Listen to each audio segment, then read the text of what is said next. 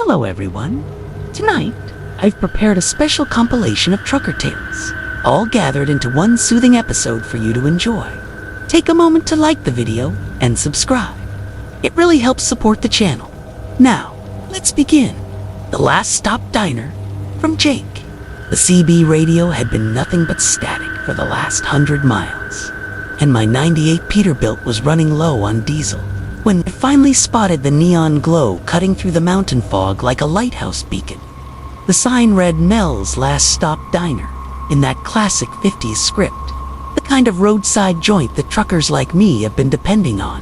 Since the interstate system carved its way across America, the parking lot was surprisingly full for 3 in the morning, with maybe a dozen 18-wheelers arranged in neat rows under the amber security lights, their chrome bumpers and exhaust stacks gleaming through the mist that seemed to cling to everything up here in the Colorado Rockies. I pulled my rig alongside a pristine Kenworth that looked like it had just rolled off the showroom floor, though something about the license plate nagged at me as I climbed down from the cab. The numbers seemed somehow familiar, but fatigue was making my mind fuzzy after 18 hours on the road from Denver to Salt Lake City. The mountain air hit me with that crisp bite of high altitude, carrying the scent of pine and something else. Something faintly sweet that reminded me of flowers left too long in a vase. My boots crunched on gravel as I walked toward the diner, noting how quiet everything was despite all the trucks. Usually a lot this full would have at least a few drivers outside smoking or doing their walk-around inspections, but the only sound was the distant hum of refrigeration units and the soft whisper of wind through the surrounding evergreens. The diner itself was a perfect example of mid-century roadside architecture, all chrome and glass and neon curves that would have been cutting edge in 1955. Through the large windows I could see the warm yellow glow of interior lighting and the silhouettes of other customers sitting at the counter and in booths along the far wall. A bell chimed softly as I pushed through the glass door, and immediately I was enveloped by the familiar aroma of coffee, bacon grease, and pie that every good truck stop diner manages to perfect. The black and white checkered floor gleamed under fluorescent lights, and red vinyl booths lined the windows while a long counter stretched along the back wall, complete with chrome stools that spun when you sat on them. The waitress who approached me was maybe 50, with graying hair pulled back in a practical ponytail, and the kind of smile that comes from years of dealing with tired drivers at all hours of the night. Her name tag read Dolores, and her uniform was that classic diner pink that somehow never went out of style in places like this. She gestured toward an empty booth near the window where I could keep an eye on my truck, and I slid onto the vinyl seat with a grateful sigh. The other customers were exactly what you'd expect at a trucker diner, mostly middle-aged men in flannel shirts and baseball caps, hunched over coffee cups or working their way through plates of eggs and hash browns. A few nodded in my direction with that subtle acknowledgement that drivers give each other on the road. Dolores poured my coffee without being asked, the dark liquid steaming in the thick ceramic mug that had probably been serving drivers since the Eisenhower administration. I ordered the usual late-night trucker special, eggs over easy with bacon and wheat toast, then settled back to study the other customers while I waited for my food. There was something oddly comforting about the scene, like stepping into a Norman Rockwell painting of American life. The conversation was muted but steady, punctuated by the occasional clink of silverware on plates and the soft hiss of the coffee machine behind the counter.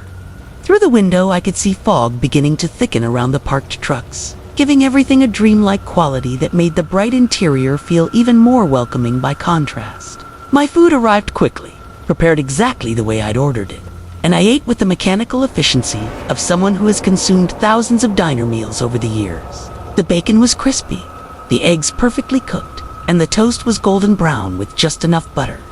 As I ate, I found myself listening to fragments of conversation from the other tables. The usual trucker talk about routes and weather and dispatchers, who didn't understand the realities of life on the road. One driver was complaining about construction delays on Interstate 80, while another was discussing the best truck stops between here and Phoenix. Normal stuff, the kind of conversation that forms the soundtrack of late-night diners from coast to coast. It was when I asked Dolores for a refill on my coffee that I first noticed something unusual. As she poured, I glanced out the window toward my truck and realized I couldn't see it anymore. The fog had thickened dramatically in just the past hour, creating an impenetrable gray wall that seemed to press against the diner windows like something alive. The amber security lights had become nothing more than faint halos in the mist, and the other trucks had completely disappeared from view. When I mentioned this to Dolores, she just smiled and said the mountain weather could be unpredictable this time of year. Nothing to worry about, it would clear by morning. But as I looked around the diner more carefully, other small details began to register in a way they hadn't before. The calendar behind the register showed the current month and year, but all the daily squares were blank, as if time had somehow stopped at this particular point. The jukebox in the corner was playing songs from the 50s and 60s, classic road music that should have felt nostalgic, but instead seemed oddly melancholy. And the other customers, now that I really studied them, had a peculiar uniformity to their appearance, as if they were all variations on the same basic template of the American truck driver, down to the style of their clothes and the way they wore their hair. I tried to shake off the growing sense of unease by focusing on finishing my meal, but the conversation around me was starting to sound strange as well. The driver discussing Interstate 80 was using mile markers and exit numbers that didn't match my memory of that route, and his description of weather conditions seemed to be from several decades ago, before the highway system was modernized. Another man was talking about delivering a load to a steel mill that I was pretty sure had closed in the 80s. When I checked my cell phone, hoping to call dispatch and report my location, I found that I had no signal at all, not even emergency service, which was unusual even in remote mountain areas. The fog outside continued to thicken until it became impossible to see anything beyond the immediate vicinity of the diner windows. It moved with an almost deliberate quality, swirling and eddying against the glass like smoke from some enormous fire.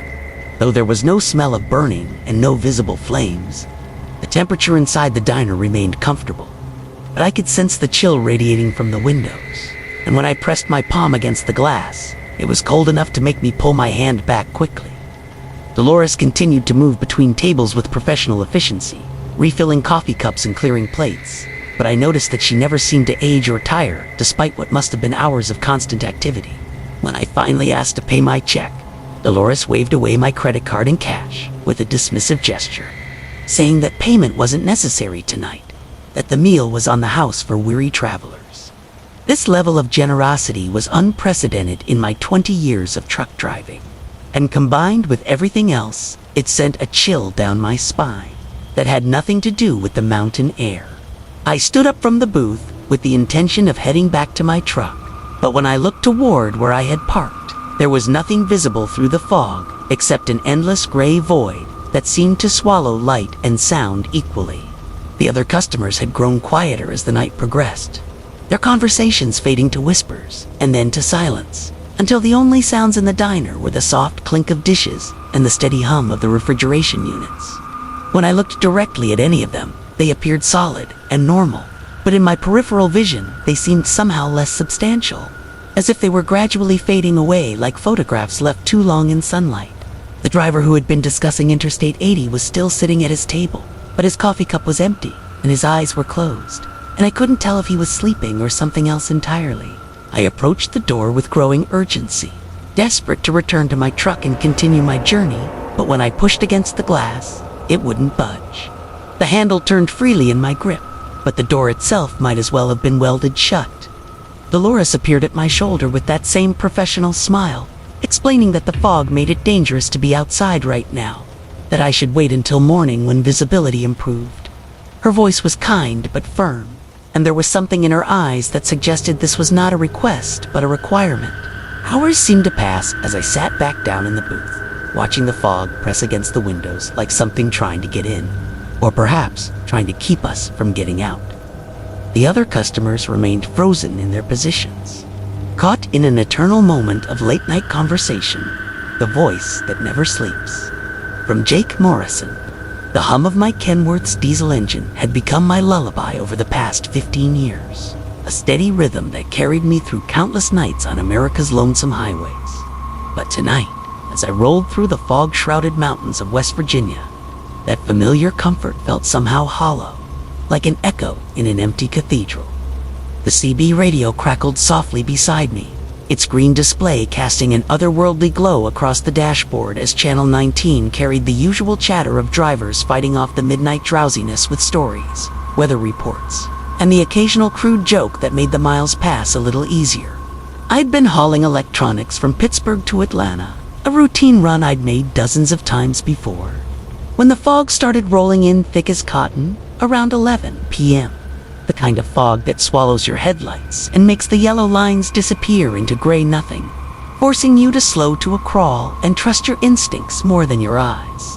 My CB was my lifeline now, connecting me to other drivers, navigating these treacherous mountain passes, their voices floating through the static like distant lighthouses, guiding ships through troubled waters. That's when I first heard her voice cutting through the regular chatter. Soft and melodious, speaking in the cadence of someone who'd learned to use ACB radio decades ago. Breaker 19, this is Mountain Rose, eastbound on I-77. Looking for a southbound friend to keep me company through this soup. Her voice carried a warmth that seemed to push back against the cold fog pressing against my windows, and something about the way she spoke reminded me of my grandmother's stories about the old days, when truckers were knights of the road and the CB was their round table. I keyed my mic without hesitation, drawn to her voice like a moth to flame. Mountain Rose, this is Iron Horse, southbound, at mile marker 42, and I'd be happy for the company. This fog's thicker than molasses, and twice as stubborn. Her laugh came back through the speaker, light and genuine, cutting through the static with crystalline clarity that made me smile despite the treacherous conditions surrounding my 18 wheels. Iron Horse, you sound like you've been running these mountains long enough to know their moods, she replied, and I could hear what sounded like an older truck in the background. The deep rumble of a classic engine that spoke of chrome bumpers and real steel construction. I've been watching this fog roll in for the past hour, and it's got that feel to it, like the mountains are keeping secrets tonight. As we talked, other drivers began joining our conversation, creating a loose convoy of voices connected by radio waves rather than physical proximity. There was Moondog in his Peterbilt, hauling furniture to Charlotte, and Silver Fox running empty back to Louisville, and a handful of others whose handles became familiar as the miles crawled by. But Mountain Rose's voice remained the anchor point, the steady presence that seemed to guide our informal gathering through the worst of the weather. She told stories as we drove, tales of the road that seemed to come from another era entirely. Stories about truck stops that had been demolished decades ago, about drivers whose names had become legend, about routes and roads that had been bypassed by newer interstates. Her knowledge was encyclopedic, covering every mile of asphalt from coast to coast with the intimate familiarity of someone who'd spent a lifetime learning the country's secret arteries. You ever run the old Route 19 through these parts before they built the interstate? She asked during a lull in the conversation, and something in her tone made me glance at my GPS to confirm my location. I was indeed following the path that old Route 19 had carved through these mountains, though the modern interstate had straightened many of the curves and bridged the deepest valleys. Can't say I have, I admitted, though something about her question stirred a strange unease in my chest. Been running these interstates for 15 years, but I never took the old roads through here. Different world back then, she continued, her voice taking on a distant quality that made it sound like she was speaking from much farther away than the few miles that separated our rigs. Narrower roads, steeper grades, and every curve had a story. A lot of good drivers lost their battles with these mountains over the years, especially during weather like this. The other drivers had grown quieter as Mountain Rose spoke, and I realized that the usual background chatter had faded to nothing. The CB channel seemed to have emptied except for our small group, as if the fog had somehow isolated us from the rest of the trucking world. Even the static had diminished, leaving her voice floating through the speaker with an eerie clarity that made the hair on my arms stand up despite the warmth of my cab. Mountain Hosey, I said carefully, trying to keep my voice steady. What kind of rig you running? You sound like you got one of those classic engines. Real old school power under the hood. Her laugh came back, but this time it sounded somehow hollow, like an echo bouncing off canyon walls. Oh, Iron Horse, I'm running something special tonight. A 1979 Kenworth W900A, all original chrome and steel, built back when trucks were trucks and drivers were drivers. She's got a Caterpillar 3408 under the hood that purrs like a sleeping tiger. I felt my blood turn cold as she spoke, because I knew trucks, and I knew their history. The Kenworth W900A she described, with that particular engine combination, had been discontinued in the mid-80s. More unsettling still was the way she spoke about it. using present tense to describe a truck that should have been retired or scrapped decades ago, if it existed at all. "That's a beautiful classic," I managed to say, my hands tightening on the steering wheel as the fog seemed to press even closer to my windshield. "Must take a lot of work to keep something that old running strong."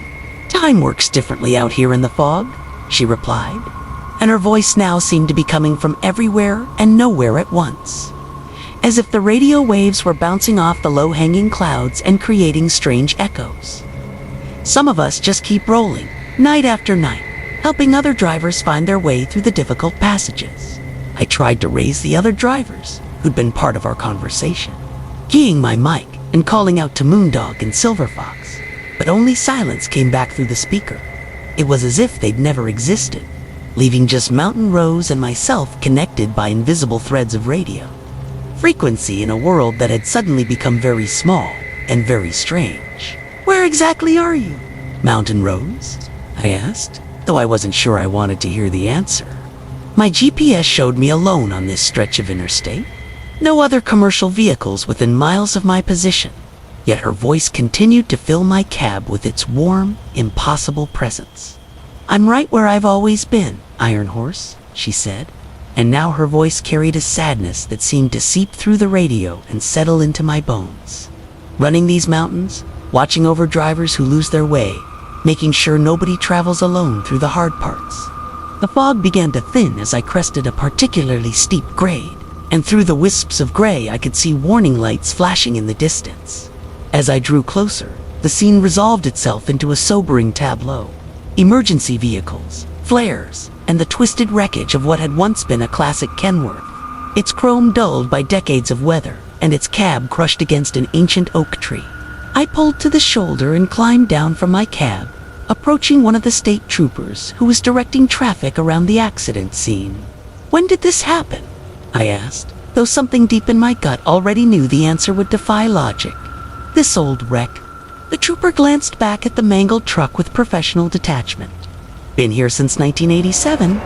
Driver named Rose Martinez lost control in heavy fog, went off the road right at this curve.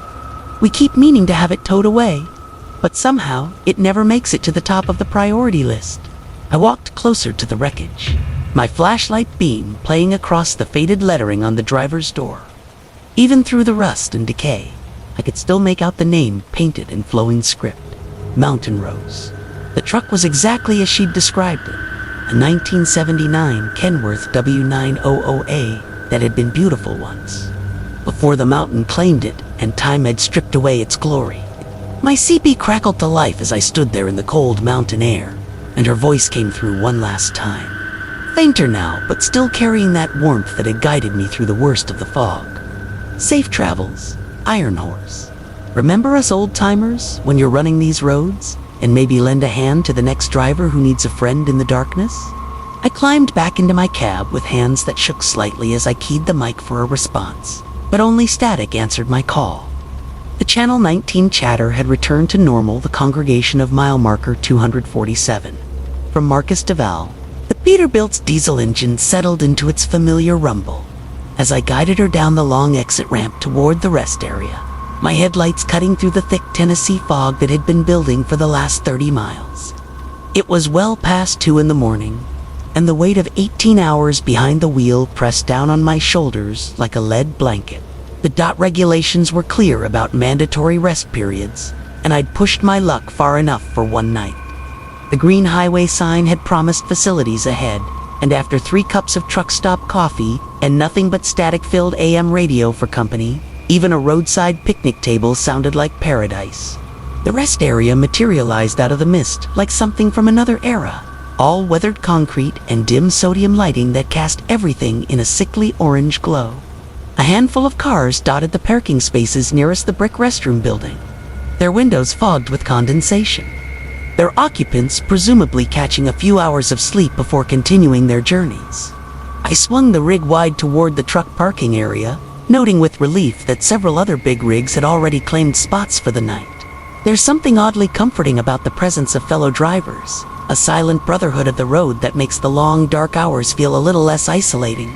As I backed into a space between a faded Freightliner and a pristine white Kenworth, My mirrors caught glimpses of the other trucks in the amber light. Each one sat dark and quiet, their chrome bumpers and exhaust stacks gleaming dully in the fog. The Freightliner looked like it had seen better decades, its paint job worn thin by countless miles and weather. While the Kenworth appeared fresh from a detail shop, every surface polished to a mirror shine. I killed the engine and felt the familiar silence settle around me like a heavy blanket, broken only by the occasional tick of cooling metal and the distant hum of the interstate beyond the tree line. The fog seemed to thicken as I sat there, rolling across the rest area in slow, deliberate waves that made the world beyond my windshield appear and disappear like scenes from a half-remembered dream. I could make out the vague shapes of picnic tables scattered across a small grassy area, their wooden surfaces dark with moisture. A single vending machine stood sentinel near the restroom building, its fluorescent display the only bright light in the entire area, humming with the electricity that kept the soft drinks cold and the snacks fresh for weary travelers. Something about the scene struck me as oddly peaceful, almost too peaceful for a rest area along a major trucking route. Usually these places buzzed with activity even in the dead of night, drivers checking their loads, grabbing quick snacks, making phone calls home, or simply stretching their legs after hours of confinement in their cabs. But here, everything was still. The other trucks sat like sleeping giants, their windows dark, no movement visible around their hulking forms. Even the cars in the regular parking area seemed frozen in place, as if their occupants had settled in for much more than a brief rest. I reached for my logbook to record the mandatory break, the pen feeling unusually heavy in my fingers. The fog pressed against my windows now, so thick that the truck parked just 20 feet away had become a ghostly outline, more suggestion than substance. That's when I noticed something that made me pause, my pen hovering over the paper. Through the shifting mist, I could see that every single truck in the lot was facing the same direction, not toward the exit, as would be practical for a quick departure, but toward the small grassy area in the center of the rest stop, as if they were all watching something, waiting for something to happen in that unremarkable patch of lawn and scattered picnic tables. The realization sent a small chill down my spine, though I tried to rationalize it away. Drivers often parked, however, was most convenient when they arrived, and maybe the lot's design naturally encouraged this particular arrangement. But as I studied the positioning more carefully, squinting through the fog, I could see that the alignment was too precise to be accidental. Each truck was angled perfectly toward the center of the area, like the spokes of a wheel or the pews of some strange automotive cathedral. I lowered my driver's side window a few inches, hoping to clear some of the condensation that was building on the glass, and immediately regretted it. The air that flowed in carried more than just the cool dampness of the fog. There was something else, something that made the hair on my arms stand up, a sense of anticipation so thick it was almost tangible, as if the very atmosphere was holding its breath, waiting for some predetermined event to unfold. That's when I heard it, or rather, felt it first, and heard it second, a low-frequency vibration that seemed to come from everywhere and nowhere at once.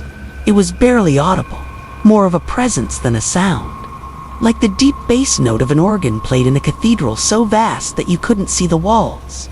The vibration seemed to pulse through the ground itself, up through the truck's frame and into my bones, keeping time with some cosmic heartbeat that made my chest tighten with each throb. I grabbed my flashlight from the door pocket and played the beam across the fog-shrouded lot, trying to establish whether any of the other drivers were awake and aware of whatever was happening. The light seemed to die after just a few yards, swallowed by the thick mist, as if the fog itself was hungry for illumination. But in those brief moments when the beam found its mark, I caught glimpses that made my breath catch in my throat. The other trucks weren't empty. In each cab I could illuminate, I saw the silhouette of a driver, sitting perfectly still behind the wheel, facing forward toward that central grassy area, with an attention so complete it bordered on reverence. They weren't sleeping there. Postures were too rigid, too purposeful. They were waiting, watching, participating in something that I had stumbled into without invitation or understanding. The bass note vibration grew stronger, and now I could see its effect on the world around me. The fog began to move differently, not randomly as fog should, but in deliberate patterns that spiraled slowly toward the center of the rest area. The condensation on my windshield started to form strange geometric shapes. crystalline patterns that looked almost like writing in some language I couldn't comprehend. Even the vending machine's fluorescent light began to flicker in rhythm with that deep thrumming pulse. I reached for my radio, thinking to call out on the CB and see if any other driver would respond, would acknowledge what was happening, but my hand froze halfway to the microphone. Through the shifting patterns of fog, something was materializing in the center of the grassy area, something that made my rational mind rebel against accepting what my eyes were trying to tell me. At first, it looked like more fog, just a denser concentration of the mist that had been building all night. But as I watched, transfixed despite every instinct screaming at me to look away, the shape began to take on definition, substance, purpose. It rose from the ground like smoke, but moved with the deliberate grace of something alive, something aware, something that had been patiently waiting for the right conditions, the right audience, the right moment to reveal itself. The vibration reached a crescendo that I felt in my teeth, in my bones, in the deepest part of my brain where primitive fears still lived and breathed. The shape in the center of the rest area solidified into something that my mind refused to fully process, something that existed in the spaces between definitions, between the categories that humans use to make sense of their world. It towered above the picnic tables now, reaching upward into the fog-thick sky. And I realized with a terror so complete it felt like drowning that every truck in the lot, every silent driver in every dark cab had been waiting for this moment. The entity, for lack of any better word, began to move among the trucks, flowing rather than walking, approaching each vehicle with the patience of something that had all the time in the world. As it drew near each truck, I could see the drivers inside straighten even further. If such a thing was possible, their attention focused on their visitor, with an intensity that spoke of worship, of communion, of surrender to something far beyond human understanding. My hand moved to the ignition key without conscious thought, survival instinct finally overriding the paralysis of fear. The Peterbilt's engine turned over with a roar that seemed obscenely loud in the supernatural quiet of the rest area. And suddenly, every silhouetted head in every truck cab turned toward me with mechanical precision. In that moment, I understood that I was not supposed to be here, not supposed to witness this gathering, this midnight congregation of the road. I threw the truck into gear and hit the accelerator, not caring about proper procedures or safety protocols, knowing only that I needed to put distance between myself and whatever was unfolding in that fog-shrouded lot. The Peterbilt lurched forward, her 18 wheels finding purchase on the damp asphalt as I swung toward the exit. Are the chrome that weeps. From Marcus. The first time I noticed the stain on my bumper, I figured it was just road tar, or maybe some spill. Transmission fluid from the rig ahead of me on I-80. 3 days of steady rain had turned the interstate into a river of red clay runoff and diesel exhaust, the kind of weather that makes every surface on your truck look like it's been dipped in rust. My Kenworth had seen worse, and I'd scrubbed off plenty of mysterious stains in my 15 years hauling freight across the Midwest. But this one was different somehow, darker than oil, redder than clay, and it seemed to spread a little each time I glanced at it in the side mirror. The load I was carrying wasn't anything special, just 40,000 pounds of canned goods bound for a distribution center outside Kansas City. Simple run, familiar route, the kind of job that lets your mind wander while your hands work the wheel and your feet dance between clutch and accelerator. The rain had finally stopped somewhere past the Missouri border, and the late afternoon sun was trying its best to break through the heavy clouds that hung over the prairie like a gray wool blanket. Steam rose from the wet asphalt in ghostly wisps, and the air through my cracked window carried the earthy smell of soaked farmland and distant livestock. It was at a truck stop near Concordia, where I finally got a good look at the stain. I'd pulled in to fuel up and grab some coffee, maybe stretch my legs before the final push to Kansas City, when another driver walked up to me as I was checking my tires. He was an older guy, weathered face under a John Deere cap, the kind of veteran trucker who'd seen every mile of highway between here and both coasts. He nodded toward my front bumper with a concerned expression that made my stomach tighten. "Friend, you might want to take a look at that there situation you got going on," he said, his voice carrying the slow drawl of someone who'd spent decades on the road. "Been driving for 32 years, and I ain't never seen chrome do that before." He pointed at my bumper with a gnarled finger, and when I followed his gaze, I felt something cold settle in my chest. The stain had definitely grown since morning, spreading from a small dark spot to a streak that ran nearly the width of the bumper. But what made my breath catch was the way it seemed to glisten in the fluorescent lights of the truck stop. Wet and fresh, despite the fact that it hadn't rained in over an hour. I knelt down for a closer inspection, and that's when the smell hit me. It wasn't the metallic temps of rust or the chemical bite of spilled fluids. It was organic, warm, almost sweet, but with an underlying copper note that made saliva pool in my mouth. In that way, that means your body is preparing for something unpleasant. The stain looked exactly like what my rational mind refused to acknowledge. A dark red substance that seemed to seep from the chrome itself, as if the metal was sweating something that had no business coming from steel and nickel plating. I grabbed a handful of paper towels from the dispenser near the fuel pumps and tried to wipe it clean, but the material came away saturated with the red substance. And within minutes of cleaning it, fresh moisture began to bead on the chrome surface like condensation on a cold glass. The other driver had walked over to watch, and when he saw the paper towels in my hand, his face went pale beneath his tan. He took a step back and shook his head slowly, muttering something under his breath that sounded like a prayer. "Son, if I were you, I'd get that truck to a mechanic right quick," he said, backing toward his own rig without taking his eyes off my bumper. Some things ain't meant to be on the road, if you catch my meaning. He climbed into his cab and fired up his engine with an urgency that sent a chill down my spine.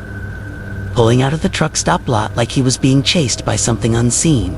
The rational part of my mind tried to find explanations as I stood there in the growing dusk, holding paper towels stained with something that looked disturbingly like blood. Maybe there was a crack in the chrome that was allowing some kind of chemical reaction with road salt or antifreeze. Maybe I'd hit something without noticing, some small animal that had left biological residue trapped in the bumper assembly. But deep down, I knew those explanations didn't account for the way the substance seemed to refresh itself, or the way it felt warm to the touch despite the cooling evening air. I decided to push on toward Kansas City, telling myself that I'd have the truck looked at once I made my delivery. The highway stretched out before me in the fading light, a ribbon of asphalt cutting through endless fields of corn and soybeans that rustled in the evening breeze. My CB radio crackled occasionally with the conversations of other drivers. Familiar voices sharing information about traffic and weather and truck stops with good food. The normalcy of it all helped calm my nerves, and for a while I almost forgot about this strange stain on my bumper. But as full darkness settled over the prairie, things began to change in ways that made my skin crawl. The first sign was the smell, that metallic sweetness that had begun to fill the cab, despite my efforts to keep the vents closed. It grew stronger with each passing mile, accompanied by an odd warmth that seemed to radiate from the front of the truck. I could feel it through the floorboard, a heat that had nothing to do with the engine temperature, which remained steady and normal according to all my gauges. Then I started noticing the animals. They appeared in my headlight beams with increasing frequency, standing at the edge of the road with their eyes reflecting back at me in points of green and gold lights. Deer, mostly, but also raccoons and opossums, and even what looked like a coyote, all of them motionless and watching as I passed. At first I thought it was just normal wildlife behavior, animals drawn to the highway by roadkill or the insects attracted to headlights. But there was something wrong with their posture, the way they stood too still and focused their attention too intently on my truck specifically. The strangeness intensified when I passed other vehicles. Cars and trucks coming from the opposite direction would slow as they approached, and I could see the drivers turning their heads to stare as we passed. A few of them even pulled U-turns in my rearview mirror, following at a distance for several miles before eventually turning off at exits. The attention made me increasingly uncomfortable, and I found myself checking my mirrors obsessively, watching for signs of pursuit or aggressive behavior from other motorists.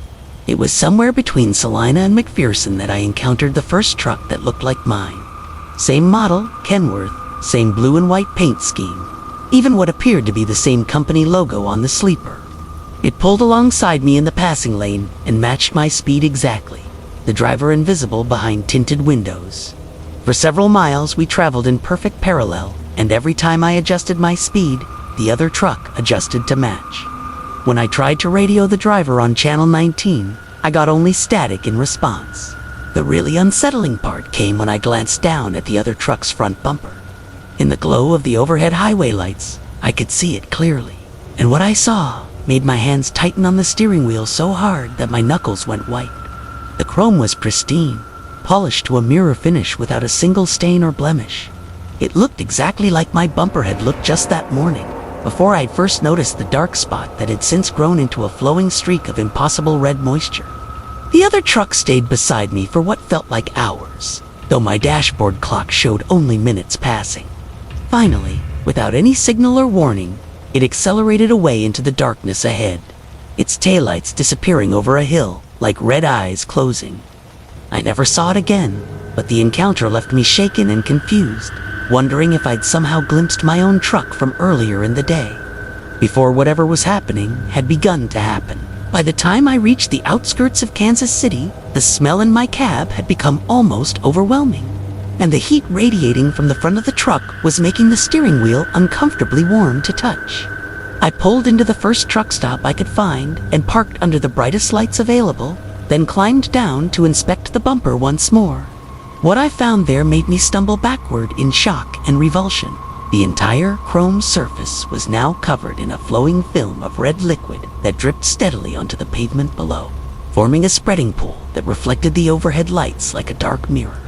The substance moved with a life of its own, flowing in patterns that seemed almost purposeful. And when I forced myself to look closer, I could swear I saw shapes forming in the liquid, faces and figures that appeared for brief moments before dissolving back into the general flow. I ran into the truck stop and bought every bottle of engine degreaser and chrome. The Melody Under Steel, from Jake Morrison. The hood of my Peterbilt started humming on a Tuesday night, somewhere between Omaha and Des Moines. A low melodic sound that seemed to rise from the engine block itself like a lullaby sung by machinery. I'd been driving long haul for 17 years, and engines had spoken to me in clicks, rattles, and roars, but never in music. The sound was almost pleasant at first, a gentle vibration that seemed to harmonize with the steady thrum of rubber on asphalt as I rolled through the Nebraska darkness. I pressed my palm against the dashboard, feeling the subtle tremor that accompanied the humming. The cab lights cast everything in amber, and through my windshield the highway stretched endlessly ahead, illuminated by my headlights cutting through patches of ground fog that had begun to creep across the farmland. The CB radio crackled occasionally with distant conversations between other drivers, their voices floating in and out of range like ghosts passing through radio waves. The humming continued, neither growing louder nor fading, just maintaining that same hypnotic pitch that seemed to match the rhythm of my heartbeat. At first I convinced myself it was nothing unusual, perhaps a loose belt or a resonance in the exhaust system that would sort itself out with time and miles. Trucks develop their own personalities after enough years on the road, their own ways of communicating needs and complaints.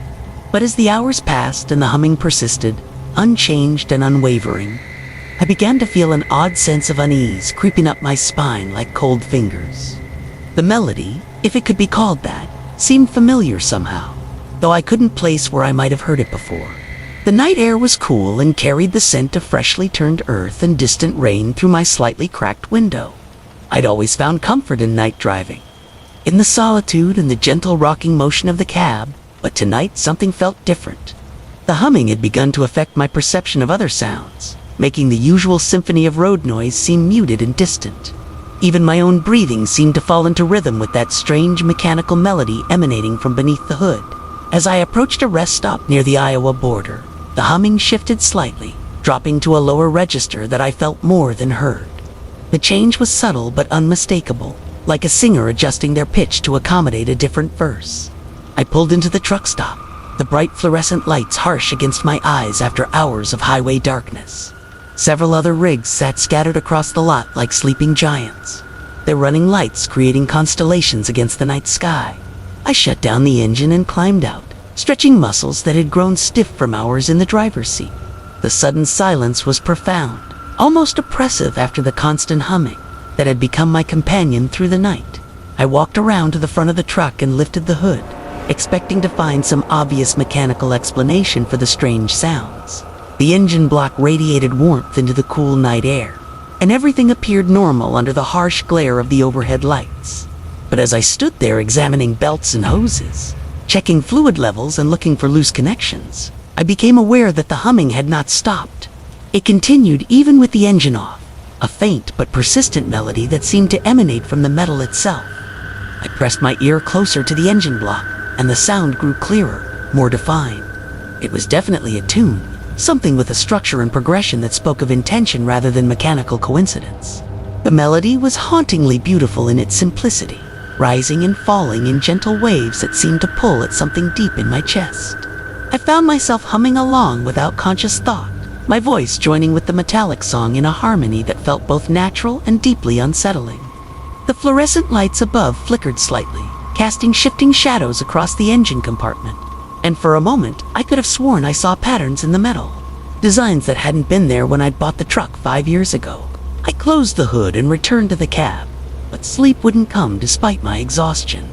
The humming continued, now clearly audible even through the insulation and steel of the truck's construction. I lay in my sleeper berth listening to that endless melody, trying to identify why it felt so familiar, so personal. It reminded me of something from childhood, perhaps a lullaby my mother had sung, but every time I grasped at the memory it slipped away like smoke. When I started the engine again 3 hours later, the humming merged seamlessly with the diesel rumble, as if it had been waiting patiently for my return to consciousness. The dawn was beginning to paint the eastern sky in shades of pink and gold, and the world seemed fresh and new despite the strange events of the night. I convinced myself that daylight would bring clarity, that the combination of fatigue and darkness had made me imagine things that weren't really there. But as I rolled back onto the interstate, the humming grew more complex, adding harmonies and counterpoints that created an increasingly sophisticated musical arrangement. Other drivers on the CB began mentioning strange sounds in their engines, mechanical melodies that seemed to be spreading from truck to truck like some kind of automotive contagion. The conversations were fragmentary and confused, drivers reluctant to admit to experiences that defied logical explanation. By afternoon, the humming had evolved into something that could only be described as a symphony. Multiple voices seemed to emanate from different parts of the truck, creating layers of sound that rose and fell with the rhythm of the road. The music was beautiful but alien, structured according to principles that human ears weren't meant to comprehend.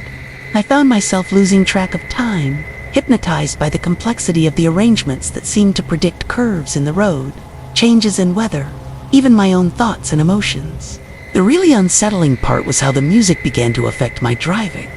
I found myself taking exits I hadn't planned, following routes suggested by shifts in the melody rather than by my GPS or dispatch instructions.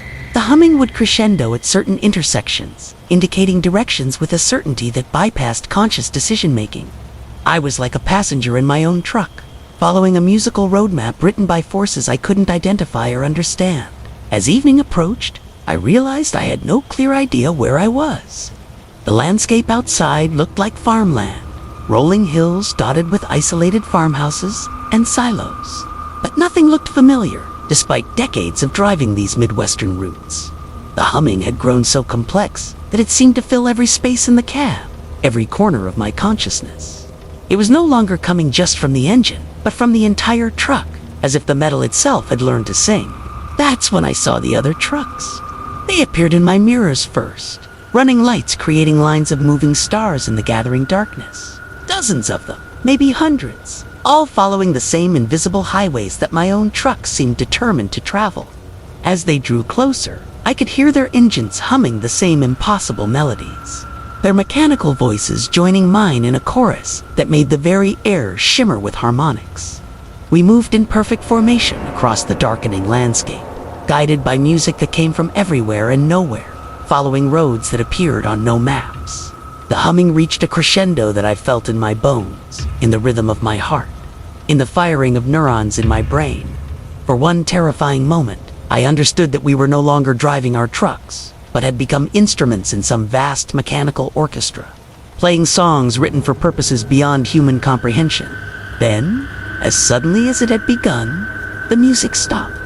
The silence was so complete, it was like a physical blow, leaving my ears ringing and my hands shaking on the steering wheel. I found myself alone on a familiar stretch of highway, no other trucks in sight, no sign of the mysterious convoy that had surrounded me moments before. My GPS showed my correct location. My logbook indicated normal progress on my scheduled route. But even now, weeks later, I sometimes hear the faintest echo of that humming in quiet moments. It's waiting there under the surface, in the metal and chrome and steel of every truck I pass. The melody is patient, growing stronger with each mile, each night on the road. And sometimes, when the conditions are just right and the highway stretches empty before me, I catch glimpses of those other trucks in my mirrors, their lights flickering like musical notes against the darkness, calling my engine back to join their eternal song. Exit 127, the loop that never ends. From Marcus. The rain had been falling steadily for 3 hours. When I first saw the green highway sign for exit 127, its reflective surface catching my headlights like a beacon in the darkness. I was hauling a load of electronics from Denver to Kansas City, running behind schedule because of the weather, and my Peterbilt's wipers were struggling against the downpour that seemed to get heavier with each passing mile. The interstate stretched ahead like a black ribbon, empty except for the occasional pair of taillights disappearing into the storm. My CB radio crackled with static, fragments of distant conversations bleeding through the atmospheric interference. The clock on my dashboard read 2:47 a.m., and my logbook showed I had maybe another hour before I'd need to find a place to rest. The coffee in my thermos had gone cold hours ago, but I kept sipping it anyway, more for the ritual than the caffeine. Outside, the world had been reduced to the narrow cone of my headlights, everything beyond that swallowed by rain and darkness. That's when I saw exit 127 for the first time, or what I thought was the first time. The sign was standard highway green with white lettering. Nothing unusual about it except for the strange way the rain seemed to avoid its surface. While everything else was slick and streaming with water, that sign looked bone dry. I didn't think much of it at the time, just another mile marker on an endless stretch of interstate. I had no reason to take the exit, so I kept driving, my 18 wheels humming against the wet asphalt. 20 minutes later, I saw the same sign again. Exit 127, same green background, same white letters, same impossible dryness, despite the relentless rain. I checked my odometer, certain I must have gotten turned around somehow, but the miles were adding up correctly. I'd been driving straight, no turns, no lane changes except to avoid a pothole or two. The CB radio was still crackling with the same fragments of conversation, the same voices saying the same things in the same order. I reached for my phone to check the GPS, but the screen showed nothing but gray static. No location, no route, no satellites found. Just dead gray pixels that seemed to shift and writhe. When I looked at them too closely, my radio was picking up nothing but white noise now. A soft hissing that reminded me of rain against leaves, or the sound of air escaping from something that should be sealed tight.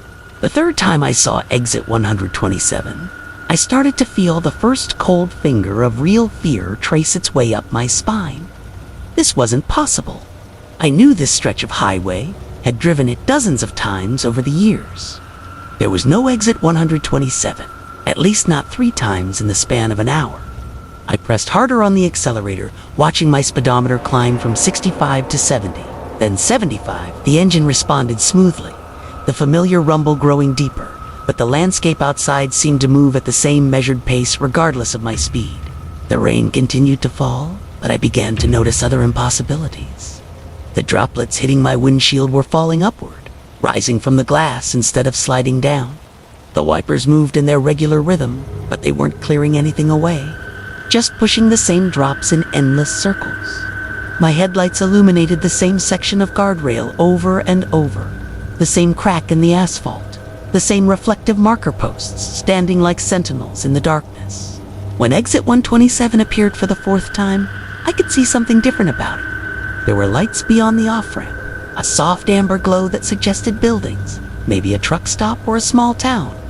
The exit ramp curved gently to the right, disappearing behind a stand of pine trees that swayed in a wind I couldn't feel inside my cab.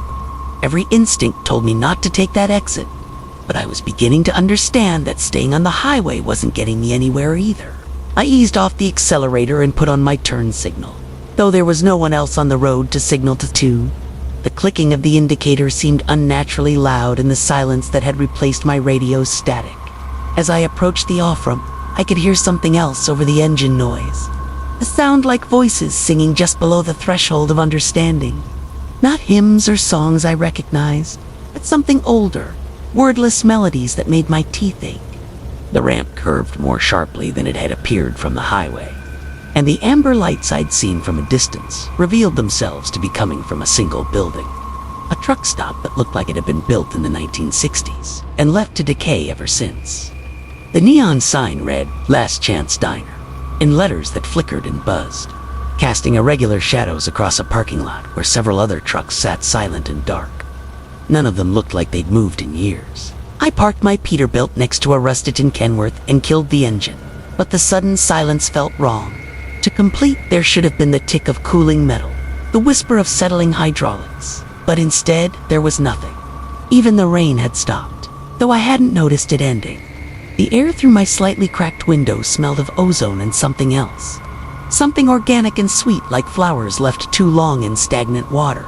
Inside the diner, fluorescent lights hummed over empty booths with cracked vinyl seats. A waitress with graying hair stood behind a counter, cleaning the same coffee cup over and over with methodical precision. She looked up when I entered, and her smile was too wide, showing too many teeth that were all exactly the same size and shape. "Coffee, honey?" she asked, and her voice had the same quality as the singing I'd heard on the ramp. Something that bypassed the ears and resonated directly in my bones. When I nodded, she poured from a pot that never seemed too empty, filling a cup that was somehow already waiting for me.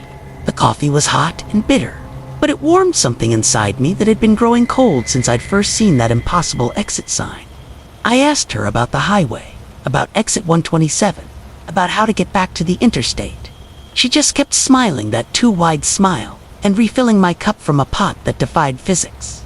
"Some folks take the highway," she said finally, her voice carrying harmonics that made the windows vibrate.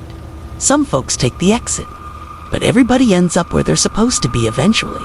I left money on the counter, though I wasn't sure she'd picked it up, and walked back to my truck.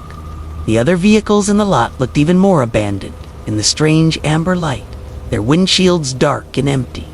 I could see my own truck clearly, but when I tried to look at the others directly, they seemed to shift and blur, as if they existed only in my peripheral vision. The engine started on the first try, and I pulled back onto the ramp that led to the highway.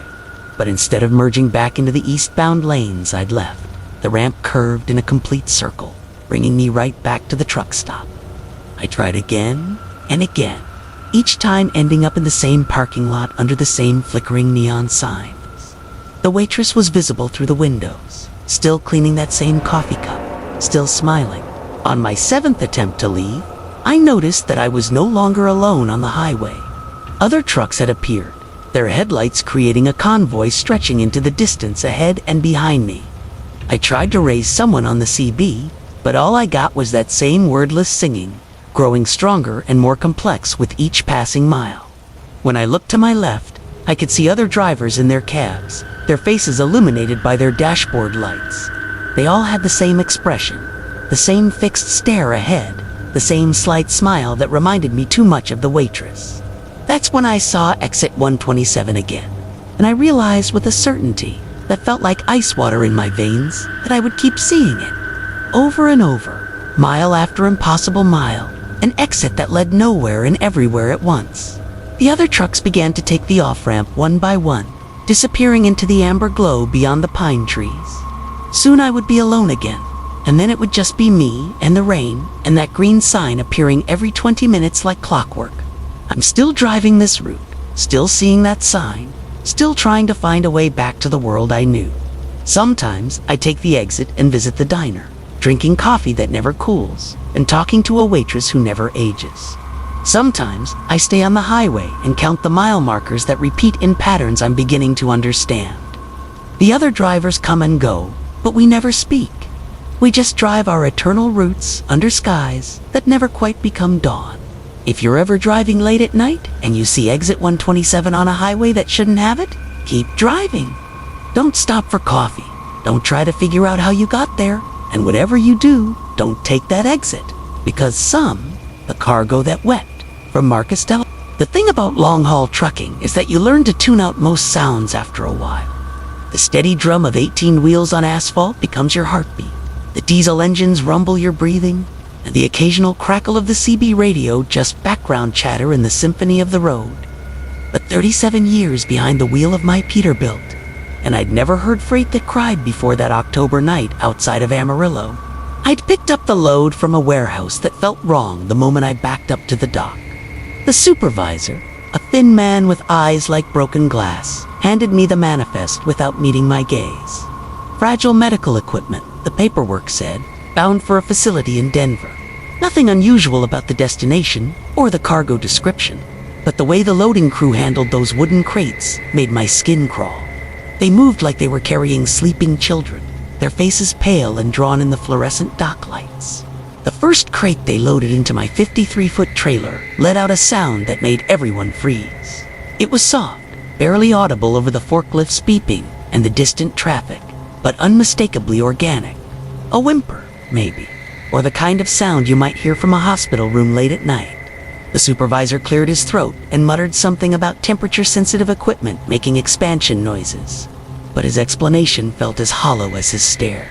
By the time they finished loading, the sun had disappeared behind a wall of storm clouds that stretched across the Texas sky like a bruise. I signed the papers, performed my pre-trip inspection, and pulled away from that warehouse with a feeling that I was carrying more than medical equipment.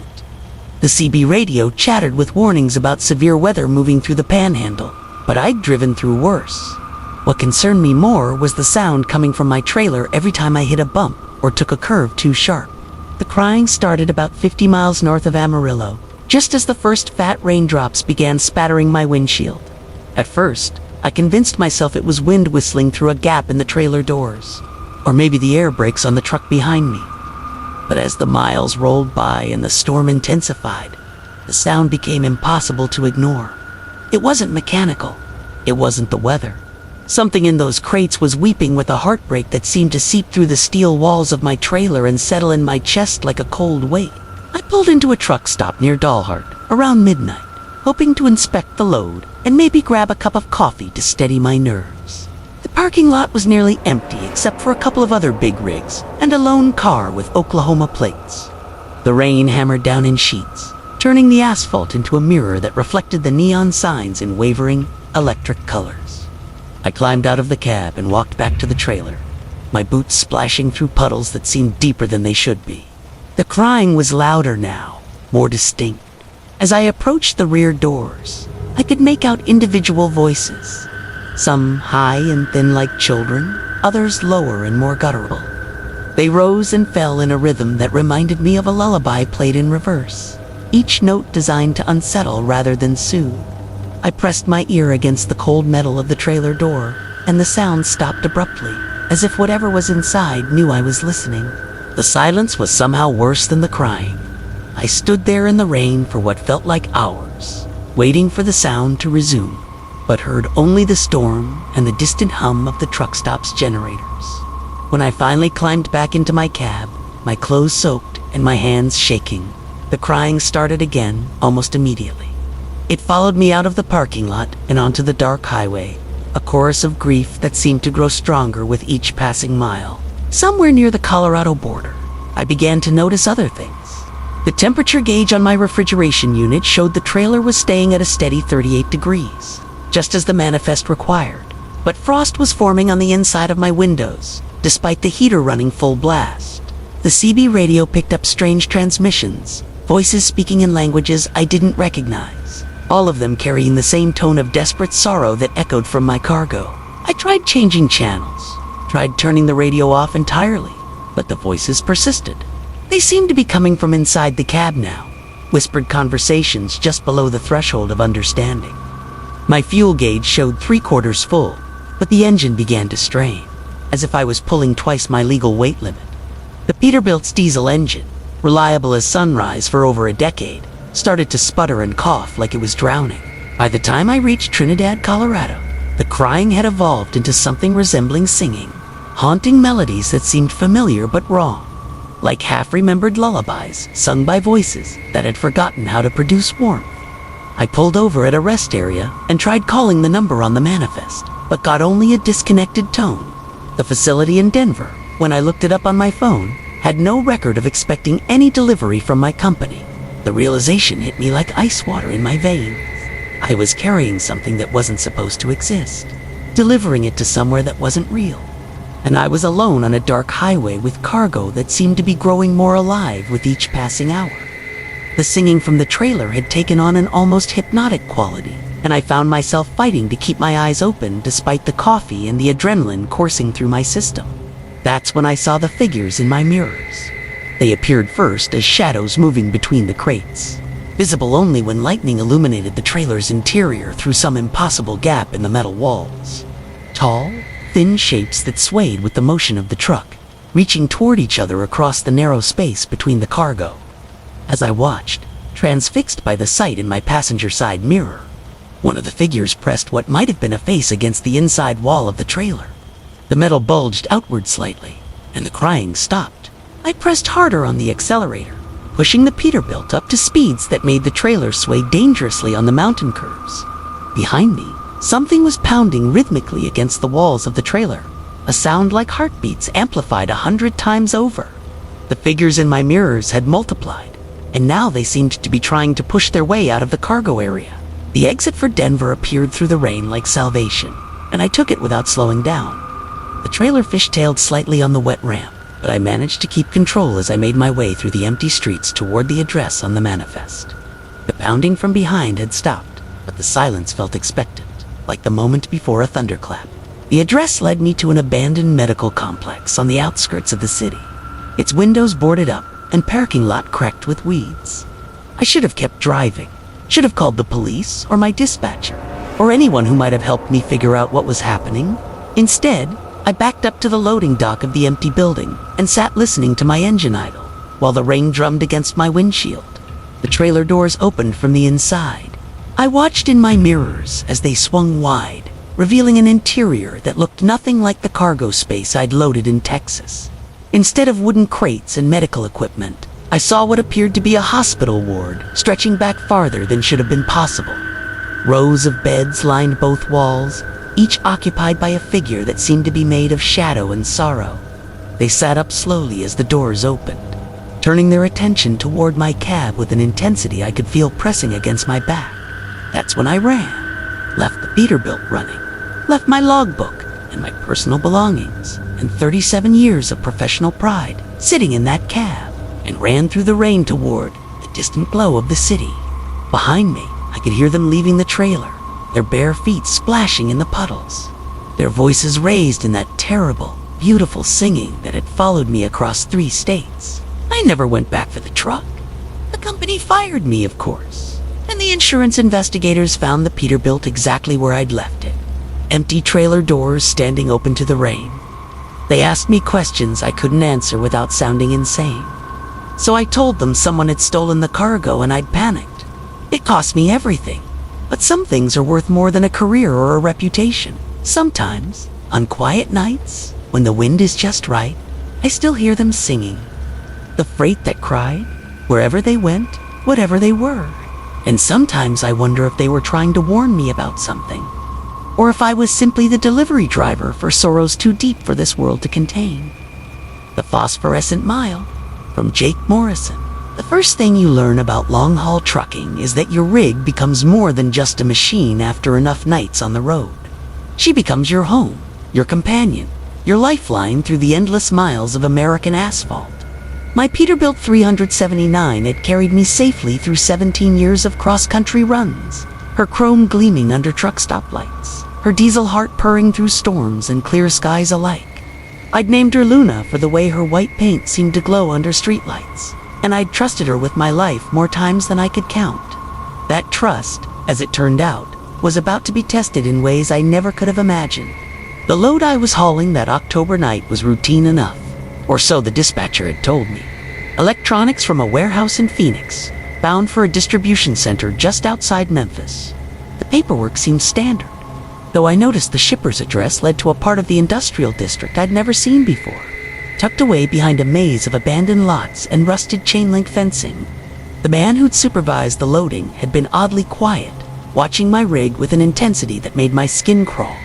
His eyes, pale and watery in the sodium lights, had lingered on Luna's cab, as if he were memorizing every detail. When I'd asked about the contents of the sealed crates, he'd simply handed me the manifest and walked away without another word. Now, 6 hours into the drive, I was beginning to feel the familiar rhythm of the road settle into my bones. The interstate stretched ahead like a dark ribbon, broken only by the occasional sweep of oncoming headlights. My CB radio crackled with the distant conversations of other drivers, their voices a comforting murmur in the darkness. Luna's engine hummed its steady song, the dashboard lights casting their familiar green glow across the cab's interior. Everything felt normal, routine even, yet something nagged at the edge of my consciousness like a half-remembered dream. It started with the mirrors. I first noticed it around midnight, when the full moon had climbed high enough to bathe the highway in its silver light. Glancing into my side mirror to check the trailer, I caught sight of something that made me blink hard and look again. Where Luna's pristine white paint job should have been, the surface appeared to ripple like water, disturbed by a gentle breeze. I told myself it was just fatigue playing tricks on my eyes, or perhaps the way the moonlight was hitting the recently waxed surface. But as I watched, the rippling effect seemed to intensify, spreading across the visible portions of the cab like slow-moving mercury. I pulled over at the next rest stop, a lonely stretch of picnic tables and vending machines surrounded by towering pines.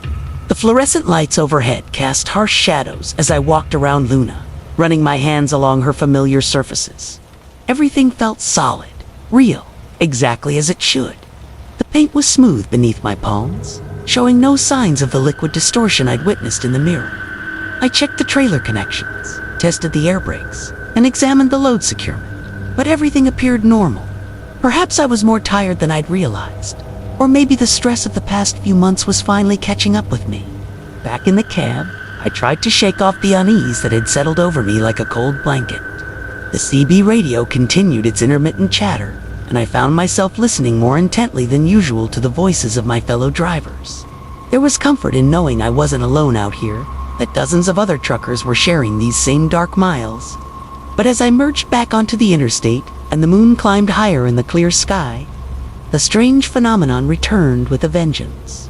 This time, it wasn't just the mirrors. Through the windshield, I could see Luna's hood beginning to shimmer and flow like heated plastic. The chrome stack visible outside my window seemed to be melting downward in silver streams. Yet when I listened for any sound of distress from the engine, I heard only the same steady rhythm that had carried me through countless miles. The speedometer, fuel gauge, and temperature readings all remained normal, but the evidence of my eyes told a different story entirely. The truly terrifying realization came when I noticed that the melting effect seemed to be accelerating. What had started as subtle ripples in the paint was now a full transformation, as if Luna herself was being dissolved by the moonlight streaming through the windshield. I could see my hands on the steering wheel becoming translucent, the bones visible beneath skin that looked like flowing wax. The dashboard began to sag and droop, its familiar contours softening into abstract shapes that hurt to look at directly. Panic seized me as I pressed harder on the accelerator, desperate to find shelter from whatever force was transforming my trusted rig into something unrecognizable. But the faster I drove, the more intense the moonlight seemed to become, pouring through the glass like liquid silver and turning everything it touched into a phosphorescent nightmare. The CB radio dissolved into a puddle of plastic and wire, its final transmission cutting off mid-sentence from another driver reporting clear skies ahead. Through the windshield, which was now beginning to bow outward like a soap bubble about to burst, I could see an overpass approaching in the distance. If I could just make it to that concrete shelter, perhaps the shadow would provide relief from whatever supernatural influence was destroying Luna piece by piece. But even as I fought to maintain control, I felt the steering wheel beginning to flow between my fingers like warm honey, the familiar grip points melting away until I was grasping at liquid metal that offered no purchase at all. The world outside began to blur and shift as Luna's headlights stretched into long streamers of light, illuminating the asphalt in patterns that seemed to move independently of our motion down the highway. The yellow line markers bent and curved like snakes, and the guardrails twisted into impossible spirals that made my vision swim. I realized with growing horror that it wasn't just my truck that was melting under the moonlight, but reality itself seemed to be losing its structure, becoming fluid and unreliable. As the overpass drew closer, I could make out details that shouldn't have been visible from such a distance. The concrete surface was carved with symbols that seemed to writhe and change as I watched, forming patterns that hurt to contemplate directly. There were shapes moving beneath the bridge, silhouettes that might have been human if humans could stretch and flow like putty in invisible hands. And suspended from the center span, hanging like some obscene chandelier, was what remained of another truck, its metal and glass frozen mid-drip like a photograph of liquid mercury. The shadow of the overpass fell across Luna's dissolving form, just as the last of the windshield finally surrendered to the moonlight and collapsed inward like a breaking wave. In that moment of darkness, I felt the world snap back into focus with an almost audible click. The steering wheel solidified in my hands, the dashboard reformed its familiar contours, and the engine's steady rhythm returned to my ears like a long-held breath finally released. I found myself parked on the shoulder of the highway, Luna's engine idling peacefully in the pre-dawn darkness. The moon had set while I'd been elsewhere, and the first pale hints of sunrise were beginning to touch the eastern horizon. According to my logbook, I'd lost nearly 4 hours somewhere beneath that overpass, though I had no memory of stopping or even slowing down. The load behind me appeared undisturbed, the seals intact, and the weight distribution exactly as it should be. But when I climbed from the cab to inspect Luna's exterior, I found something that chilled me more than all the supernatural horror I'd witnessed. There, running along both sides of the truck in perfect parallel lines, were marks that looked like dried watermarks, as if something liquid had flowed down the paint and then evaporated and etched into the chrome of the front bumper. Barely visible in the growing light were symbols that matched exactly the writhing patterns I'd seen carved into that impossible bridge. I completed the run to Memphis without incident, delivering the mysterious cargo to a distribution center that turned out to be nothing more than an empty lot with a rusted mailbox.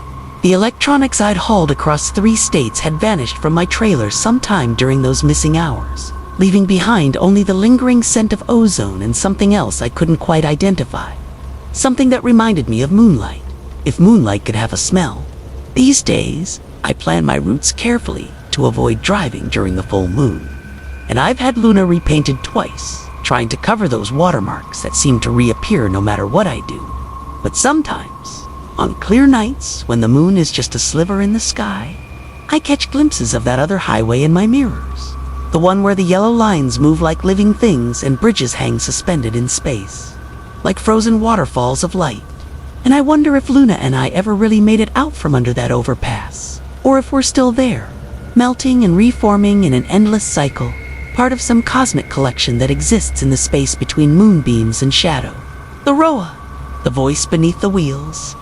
From Marcus Thompson, the Interstate 80 stretch through Nevada has always been my favorite run, especially during those quiet hours when the desert sleeps and the only sounds are the steady rumble of my Peterbilt's engine and the whisper of wind across the cab. I've been hauling freight for nearly 15 years now, and there's something almost meditative about those long, empty miles where the headlights carve through darkness and the radio plays softly in the background. That particular November night started like any other, with a load of electronics bound for Sacramento and a thermos of coffee that would see me through until dawn. The trouble began about 50 miles east of Fernley, when I noticed the truck pulling slightly to the right. At first, I thought it might be a crosswind, but the air was still, and the sensation grew more pronounced with each mile. I'd felt this before, the subtle tug that usually meant tire trouble, so I started looking for a safe place to pull over. The nearest truck stop was still 40 miles ahead, but I spotted a wide shoulder near mile marker 312. Well away from the sparse late-night traffic, I eased the rig to a stop and grabbed my flashlight from the door pocket, stepping out into the crisp desert air. The silence was profound, broken only by the tick of cooling metal and the distant hum of an occasional car passing on the highway. I walked around the trailer, checking each tire methodically, but everything looked fine. The treads were good, the pressure seemed normal, and there were no obvious signs of damage. Still, something felt wrong, a nagging sensation that made me want to get back on the road as quickly as possible. That's when I decided to check the front tires more thoroughly. I grabbed the hydraulic jack from the toolbox behind the cab, a heavy-duty unit that had served me well over the years. As I positioned it under the front axle and began pumping the handle, I heard something that made me pause. It was faint at first, almost lost in the sound of the jack's mechanism. But as I continued lifting the truck, it became more distinct. Someone was screaming. The sound seemed to be coming from directly beneath me, from somewhere deep in the ground.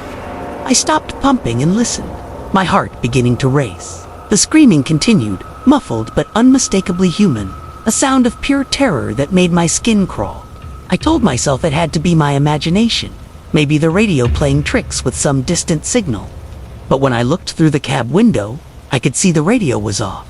I resumed pumping the jack, thinking that movement might clear my head, but the screaming only grew louder. It wasn't just one voice now, but multiple voices, men and women crying out in anguish from somewhere far below the asphalt. The sound rose and fell with each stroke of the jack handle, as if the lifting motion was somehow connected to their torment. My hands began to shake, and I had to force myself to continue, telling myself that I needed to change this tire and get away from this place. When the front wheel was finally off the ground, I removed the lug nuts with trembling fingers, the screaming now so loud that I couldn't understand how other drivers weren't stopping to investigate. But the highway remained empty, just an endless ribbon of darkness stretching in both directions. I pulled the wheel free and rolled it aside, then knelt to examine the brake assembly, looking for any explanation for the pulling sensation I'd felt. That's when I noticed the jack was still rising, even though I wasn't pumping the handle. The truck continued to lift, slowly but steadily, and the screaming beneath grew more intense.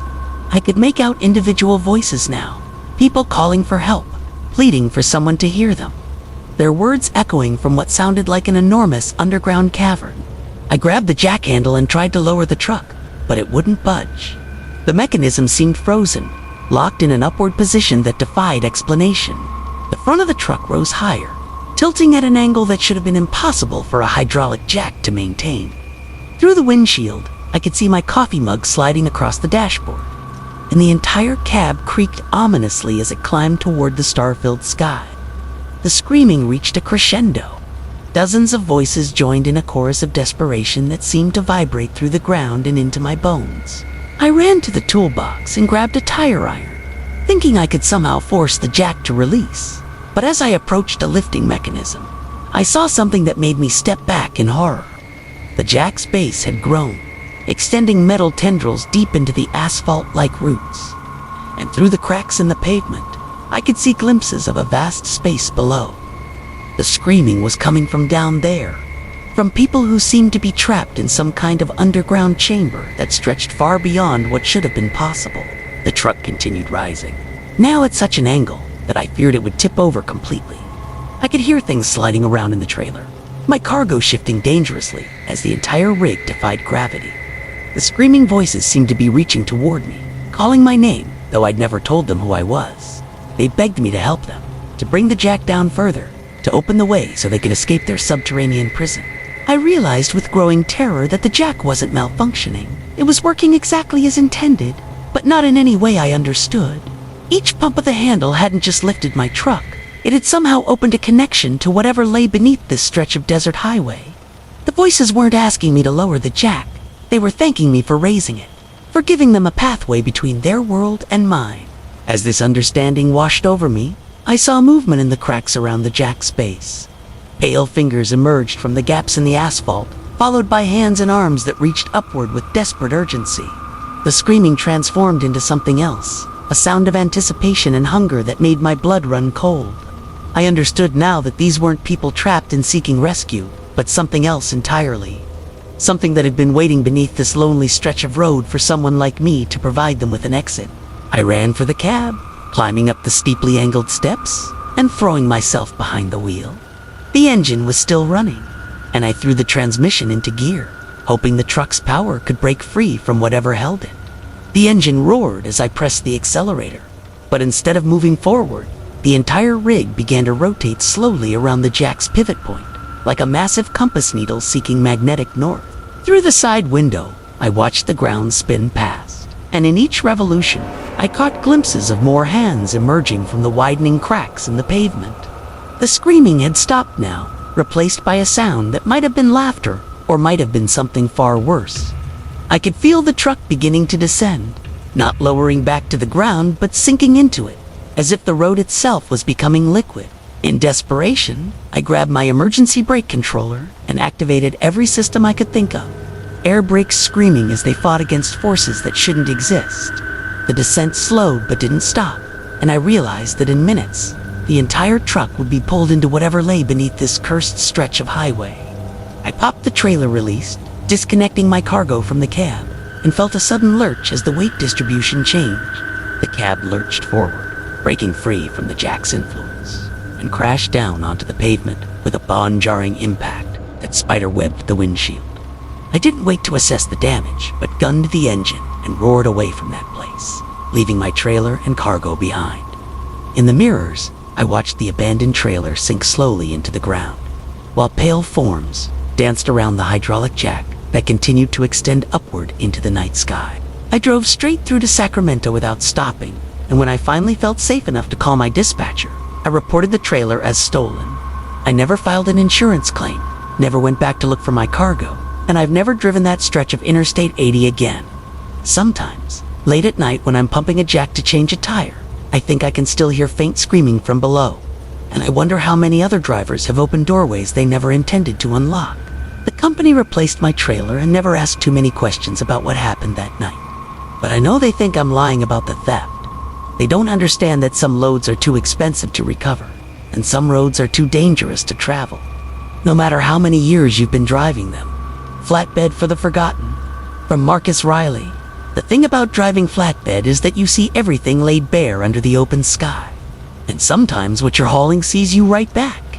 I've been running these highways for 23 years, and I thought I'd seen it all until that night in October when I picked up a load that wasn't on any manifest. It started normal enough. I was deadheading south through Montana, looking for a backhaul to make the trip worthwhile, when my dispatcher called with something last minute, a specialty transport job, she said. Good money for a short run. The shipper was some outfit I'd never heard of, but the rate was too good to pass up. They wanted me to pick up at a warehouse outside Billings and deliver to a cemetery in Wyoming. Simple enough, though the cargo manifest just read reclaimed materials. With no weight listed, the warehouse sat at the end of a gravel road that my GPS insisted didn't exist.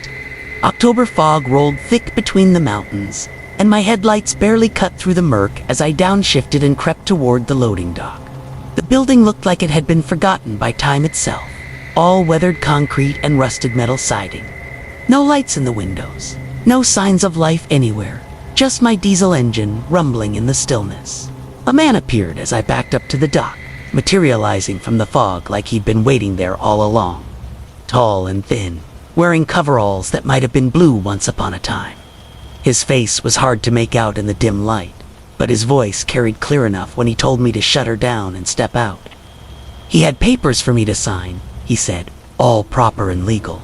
The clipboard was old, the kind with metal edges that had gone green with age, and the papers felt strange under my fingers, almost damp despite the dry warehouse air. I couldn't quite focus on the words in the poor light, but I signed where he pointed. The pen felt cold, colder than it should have been, and seemed to write with something darker than regular ink. While I was signing, I heard them loading my trailer. Strange how quiet they were. No shouting or cursing like most dock crews. Just the soft scrape of things being positioned and the whisper of tarps being tied down. When I looked back, my flatbed was loaded with shapes wrapped in heavy canvas. Maybe a dozen of them, all roughly the same size and arranged in neat rows. Each one about 6 feet long, secured with more rope and strapping than seemed necessary. The thin man handed me a sealed envelope and told me not to open it until I reached the delivery point. The cemetery was called Restwell Gardens, he said, though I'd never heard of it and it wasn't showing up on my maps. Just follow Highway 310 south until I saw the sign, he assured me. Couldn't miss it. His smile in the darkness didn't reach his eyes, and something about the way he looked at my load made me want to get back on the road as quickly as possible. I secured the tarps one more time, checking every tie-down point twice. The shapes underneath felt solid enough, but there was something about their weight distribution that seemed off. Too light in some places, too heavy in others, like whatever was wrapped up had shifted during transport. The canvas was old and stiff, the kind they used to make decades ago, and it smelled of mothballs and something else I couldn't identify. Highway 310 stretched empty through the Wyoming darkness, my headlights carving a tunnel through fog that seemed to thicken with every mile. The radio picked up nothing but static, and my CB remained silent despite being on a busy trucking channel. It felt like I was driving through a world that had been emptied of everyone but me. Just the steady thrumming of my engine and the whisper of wind through my load. That's when I started hearing the sounds from the trailer. At first I thought it was just the straps settling or the canvas moving in the wind. Soft rustling noises, the kind you expect when hauling anything that isn't bolted down solid. But as the miles rolled past, the sounds became more distinct, almost like whispers. If whispers could carry over road noise and engine rumble, almost like something back there was trying to communicate. I pulled over at a truck stop to check my load, but the place was dark and empty. Pumps covered with plastic bags like they'd been shut down for years. Under my flashlight, everything looked secure. The canvas hadn't shifted, the straps were tight, but up close I could see that the tarp had strange patterns worked into the fabric. Designs that hurt to look at directly and seemed to move when I wasn't focusing on them. Standing there in the cold Wyoming air, I could hear them more clearly. Not whispers exactly, but something like breathing, slow and rhythmic, coming from under those tarps. 12 different rhythms, all slightly out of sync with each other, creating a sound like wind through dead leaves. My hands were shaking as I climbed back into the cab, and it wasn't from the cold. The sign for Restwell Gardens appeared in my headlights like a mirage, weathered wood barely readable in the fog. The access road was narrow and winding, lined with trees so old and gnarled they looked like they'd been twisted by centuries of wind. My trailer barely fit between them, branches scraping against the canvas with sounds like fingernails on chalkboard. The cemetery spread out in the darkness beyond my headlights, headstones and monuments disappearing into the fog like a city of the dead. Some of the graves looked fresh, dark earth still mounded over them, while others were so old the markers had worn smooth. But there were gaps everywhere I looked, empty spaces where headstones should be, like someone had been systematically removing them. A groundskeeper waited by an open gate, holding an old-fashioned lantern that cast more shadows than light. He was older than the thin man from the warehouse, with white hair and clothes that belonged to another century. When he spoke, his voice sounded like it was coming from far away, hollow and echoing. He directed me to back up to a section of the cemetery where the fog seemed thickest, where empty grave plots waited in neat rows. 12 plots, I noticed, exactly the number of shapes on my trailer. As I positioned the truck, I could see other vehicles parked in the darkness. Old hearses and panel trucks that looked like they hadn't run in decades, but somehow seemed ready to start at a moment's notice. The unloading happened faster than it should have, considering the groundskeeper appeared to be working alone. I stayed in my cab as instructed, engine running, trying not to watch in my mirrors as shapes moved through the fog around my trailer. The sounds from under the canvas had stopped, replaced by a silence that was somehow worse than the whispered breathing. When it was done, the old man brought me the envelope I was supposed to open. Inside was payment in cash, more than we'd agreed on, but the bills felt strange, older than they should be, and cold to the touch. There was also a business card with just a phone number and the words, "When you're ready for another run." As I drove away from Restwell Gardens, I looked back in my side mirror to see lights flickering between the headstones, small flames that danced above the fresh graves like candles in the wind. The access road seemed longer going out than it had coming in, and when I finally reached Highway 310, I realized I couldn't remember seeing the cemetery sign again. I tried to find the place the next day, driving the same route in daylight, but Highway 310 ran straight as an arrow through empty prairie. No cemetery, no access road, no twisted trees, just grass and sky and the occasional fence post. My dispatcher had no record of the job when I called to confirm delivery, and the phone number on the business card connected to nothing but silence. The money was real enough though, and it spent just fine. But sometimes, late at night, when I'm driving empty through the dark, I can still hear that rhythmic breathing coming from my trailer. 12 different patterns, all slightly out of sync, like something back there is still trying to find its way home. And sometimes, when the fog rolls thick across the highway, I catch myself looking for signs that shouldn't exist, wondering if I'm ready for another run to a place that might not be there tomorrow. They say every driver has cargo they'd rather forget. Loads that stay with you long after you've delivered them and collected your pay. But some loads never really get delivered, do they? Some loads just move from one forgotten place to another. waiting for the right driver to come along and give them a ride to wherever the forgotten go when no one remembers their names anymore. The warning on the cap, from Marcus Delacroix. I've been hauling freight across the southern states for nearly 2 decades now, and in all that time, I thought I'd seen every peculiar thing the highways had to offer. The abandoned gas stations with their flickering neon signs casting sickly shadows across empty lots. The roadside diners where the coffee tastes like it's been brewing since the Carter administration. Even those stretches of asphalt that seem to swallow headlights whole, leaving you driving through a void that makes you question whether you're still moving forward or just suspended in some purgatory between destinations. But nothing, and I mean nothing, prepared me for what happened that humid August night outside Baton Rouge. My rig, a 2018 Peterbilt 579 that I'd named Magnolia after my late wife's favorite tree, had been running like a dream for months. The engine purr was steady and comforting, a mechanical lullaby that had carried me through countless lonely nights on the interstate. I was hauling a load of electronics from Houston to Atlanta. Nothing unusual. Just another routine run that should have had me pulling into a truck stop by morning 4 eggs, over easy, and burnt coffee. The fuel gauge had been creeping toward empty for the last 50 miles. And when I spotted the glow of a Texaco station emerging from the Louisiana darkness like a beacon, I felt that familiar relief wash over me. The place looked older than most, probably built sometime in the 70s, judging by the architecture. But the pumps appeared modern enough, and the price per gallon was reasonable. More importantly, it was open, which was all that mattered when you're running on fumes at 2:30 in the morning. I guided Magnolia alongside the diesel pumps, the air brakes hissing their familiar sigh as I brought her to a stop. The humid night air hit me like a warm, damp blanket as I climbed down from the cab, my boots crunching on gravel that seemed to sparkle under the harsh fluorescent lights. The station was eerily quiet, no other vehicles in sight.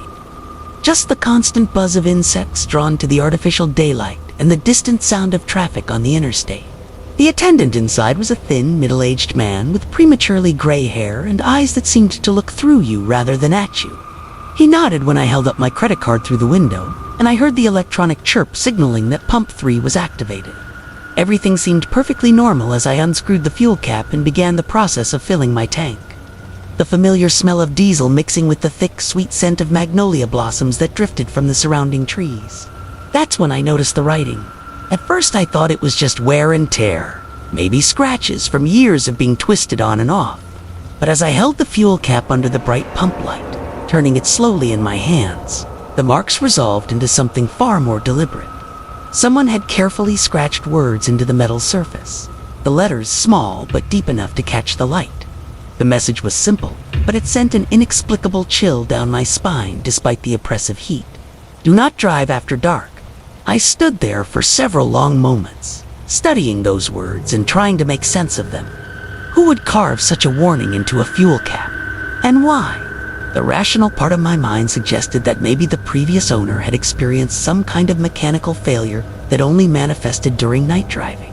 Perhaps an electrical problem that affected the headlights, or cooling issues that became dangerous in certain conditions. But something about the deliberate nature of the carving, the way the letters had been carefully formed, as if this was someone's final, desperate attempt to communicate something vital, made my skin crawl. The diesel pump clicked off, indicating that the tank was full, but I found myself reluctant to replace the cap. I examined it more closely under the fluorescent lights, running my fingers over the scratched surface. The metal was cold, despite the warm night air, unnaturally cold in a way that made my fingertips tingle. As I traced the letters with my thumb, I could have sworn I felt them growing deeper, as if the warning was carving itself more permanently into the metal with each passing second. I shook my head, chalking up the sensation to fatigue and an overactive imagination. Long-haul trucking can play tricks on your mind, especially during those deep night hours when your circadian rhythm is fighting against your schedule. I screwed the cap back into place, completed my transaction with the distant attendant, and climbed back into Magnolia's cab, eager to put some miles behind me and forget about the strange warning. But as I fired up the engine and pulled back onto the interstate, I found that forgetting was impossible. The words seemed to have burned themselves into my memory, repeating in my mind with each revolution of the wheels against asphalt. Do not drive after dark. The phrase began to take on different meanings as I rolled it around in my thoughts. Was it a warning about the truck itself? About this particular stretch of highway? Or something else entirely? Something that defied rational explanation? The first sign that something was genuinely wrong came about 30 minutes later. Magnolia's engine, which had been purring smoothly since I'd left Houston, began to develop an irregular rhythm. Not quite a knock or a miss, but a subtle change in the sound that made me glance nervously at the gauges. Oil pressure was normal, coolant temperature was within range, but there was definitely something different about the way she was running. It was almost as if the engine was laboring against some invisible resistance, working harder to maintain the same speed. I tried downshifting, thinking maybe I was pushing her too hard, but the irregular rhythm persisted. If anything, it seemed to be getting more pronounced with each passing mile. The steering wheel began to vibrate slightly in my hands, a tremor that seemed to pulse in time with the engine's new, unsettling cadence.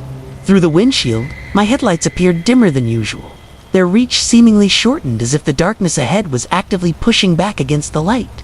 The radio, which had been playing classic country softly in the background, began to fade in and out. Static crept into the transmission, transforming familiar songs into ghostly, distorted echoes. I tried adjusting the tuning, switching between stations, but every frequency was corrupted by the same interference. Eventually I switched it off, preferring the silence to the unsettling electronic whispers that had replaced the music. It was then that I noticed the other vehicles on the road were giving me an unusually wide berth. Cars that had been pacing me began to accelerate past, their drivers apparently eager to put distance between themselves and my rig. Those coming from the opposite direction seemed to drift toward the far edge of their lanes as they approached, as if some invisible force was pushing them away from Magnolia. Even the occasional truck I encountered would flash their lights in patterns I didn't recognize before disappearing into the night with what seemed like deliberate haste. The temperature gauge began to creep upward, not dangerously high, but enough to add another layer of concern to my growing unease. I could hear the cooling fan kicking in more frequently, fighting to keep the engine temperature stable. The air conditioning, which had been working perfectly when I'd stopped for fuel, now blew air that was barely cooler than the humid night atmosphere outside. As I crested a small hill, the lights of Baton Rouge spreading out in the distance like fallen stars. Magnolia's engine gave a violent shudder that I felt through the entire frame of the truck. The lights flickered, dimmed almost to nothing, then blazed back to life with an intensity that seemed to push the darkness back several yards. In that moment of brilliant illumination, I saw something that made my blood freeze in my veins. The road ahead was empty, as it had been for miles. But now I could see why the other drivers had been so eager to avoid me. My truck was leaving a trail, not of exhaust or smoke, but of something far more disturbing. Behind me, stretching back as far as the enhanced headlights could reveal, the asphalt was blackened in two parallel lines that exactly matched the width of my tires. It wasn't rubber from braking or acceleration. This was something else entirely, as if the very road surface was being burned or corrupted by my passage. I eased off the accelerator, hoping to reduce whatever was causing this phenomenon, but Magnolia seemed reluctant to slow down. The engine maintained its speed despite my lighter pressure on the pedal, and I realized with growing horror that I was no longer in complete control of my vehicle. The steering wheel remained responsive, but the truck's pace was being dictated by something other than my commands. The fuel gauge, which should have dropped to about 3/4 full after my recent fill-up and the miles I'd covered, was reading completely full. More than full. Actually, the needle was pressed against the far stop, as if the tank was somehow overpressurized. I could hear liquid sloshing in the tanks with each bump and curve, but it sounded wrong, thicker than the highway that remembers. From Marcus Chen, the snow began falling just past the Montana border, fat flakes that caught in my headlights like moths drawn to flame. I'd been driving my Peterbilt for 15 years, hauling everything from furniture to frozen goods across this great country, but I'd never heard snow sound quite like this. Each time my 18 wheels rolled over the fresh powder, it didn't just crunch or compact the way snow should. It screamed. At first I thought it was my imagination, maybe the product of too many energy drinks and not enough sleep. The sound was faint, almost musical, like air being squeezed from a balloon, or the distant cry of seagulls. But as the snowfall grew heavier and the layer on the highway thickened, the sound became unmistakable. Every revolution of my tires produced a chorus of tiny, piercing shrieks that seemed to rise up from the asphalt itself. I reached for my CB radio, switching to channel 19 to see if any other drivers were experiencing the same phenomenon. The static crackled to life, and I caught fragments of conversation from truckers scattered across the interstate. Most were complaining about the sudden weather front, warning each other about black ice and reduced visibility. Nobody mentioned screaming snow. The engine of my Peterbilt hummed its familiar tune, a low rumble that had become as comforting as a lullaby over the years. The heater blew warm air across my feet, and the soft green glow of my dashboard instruments created a cocoon of normalcy inside the cab. Outside, however, the world had transformed into something altogether different. The snow fell with increasing intensity, and with each mile, the screaming beneath my tires grew more pronounced, more varied in pitch and tone. I began to notice patterns in the sounds. Sometimes it was a single, sustained note that lasted for several seconds. Other times it was a rapid staccato of sharp cries, like dozens of voices calling out in unison. The melody, if it could be called that, seemed to respond to my speed. When I pressed the accelerator, the pitch rose higher, more frantic. When I eased off the gas, the sounds became lower, more mournful. The highway stretched ahead of me, an endless ribbon of white disappearing into the darkness. My headlights illuminated only about 50 feet of road, beyond which the world became a swirling void of snow and shadow. The yellow line that normally guided drivers through the night was barely visible beneath the accumulating powder, and I found myself relying more on instinct than sight to keep my rig between the ditches. As I crested a small hill, my headlights swept across something that made me ease off the throttle. There, embedded in the snow on the shoulder of the road, was what appeared to be a car. It was difficult to make out details through the storm, but the vehicle looked old, possibly from the 60s or 70s, its chrome bumper glinting dully in my lights. Snow had already begun to accumulate on its roof and hood, suggesting it had been there for some time. I considered stopping to check if anyone needed assistance, but something about the scene felt wrong. The car sat perfectly positioned, as if it had been carefully placed rather than having slid off the road due to weather conditions. More troubling was the way the snow around it seemed undisturbed. There were no tire tracks leading to its current position, no footprints around the vehicle, nothing to suggest human activity. The screaming beneath my tires intensified as I passed the abandoned car, reaching a crescendo that actually made me wince. Through the sound, I thought I heard something else, something that made my hands tighten on the steering wheel. Mixed in with the general cacophony was what sounded distinctly like words, though in no language I recognized. The syllables rose and fell with an almost conversational rhythm, as if the snow itself was trying to communicate. I pressed the CB radio button and spoke into the microphone, my voice barely steady. "This is Big Bear, eastbound on I-90. Mile marker 247. Anyone else hearing strange sounds from the road surface?" Over. The radio crackled with static for several long seconds before a gravelly voice responded. "Big Bear, this is Mountain Man. What kind of sounds you talking about?" "Over." "Hard to describe," I replied, glancing in my mirrors at the snow swirling behind my trailer, almost like the snow is making noise when I drive through it. "Screaming might be the best word for it." "Over." The silence stretched so long I thought I'd lost the connection. Finally, Mountain Man's voice returned, but it sounded different somehow, more distant. "Big Bear, I've been driving this route for 23 years, and I can tell you that sometimes the road remembers things. Sometimes it tries to tell you about them. You might want to find somewhere to pull over until this storm passes." Over and out. The radio fell silent, leaving me alone with the storm and the increasingly disturbing sounds emanating from beneath my wheels. I tried to convince myself that Mountain Man was just an old-timer prone to tall tales, the kind of driver who'd been on the road so long that isolation had made him superstitious. But as my Peterbilt continued its journey through the screaming snow, I found his words echoing in my mind. The dashboard clock read to 17 a.m. when I spotted the truck stop ahead, its neon sign barely visible through the blizzard. The prospect of warmth, coffee, and human company seemed like a gift from heaven. I downshifted and began to slow, but as my speed decreased, the screaming from the snow changed again. This time, the sounds became more urgent, more desperate, as if whatever was producing them didn't want me to stop. I guided my rig into the truck stop parking lot, the snow crunching normally under my tires for the first time in hours. The sudden silence was almost deafening. I sat in my cab for a moment, engine idling, trying to process what I'd experienced. The snow continued to fall, coating my windshield with a layer of white that looked perfectly ordinary. Inside the truck stop, fluorescent lights hummed overhead, casting everything in a harsh, artificial glow. A handful of drivers sat hunched over coffee cups at scattered tables, their faces drawn with fatigue. The clerk behind the counter, a young woman with tired eyes, looked up as I entered. "Rough night out there," she said, glancing toward the windows where snow pressed against the glass. "You could say that," I replied, pouring myself a cup of coffee from the self-serve station. "You haven't had any other drivers mention strange sounds tonight, have you? From the road? I mean..." Her expression changed subtly, and she glanced around the restaurant before leaning closer.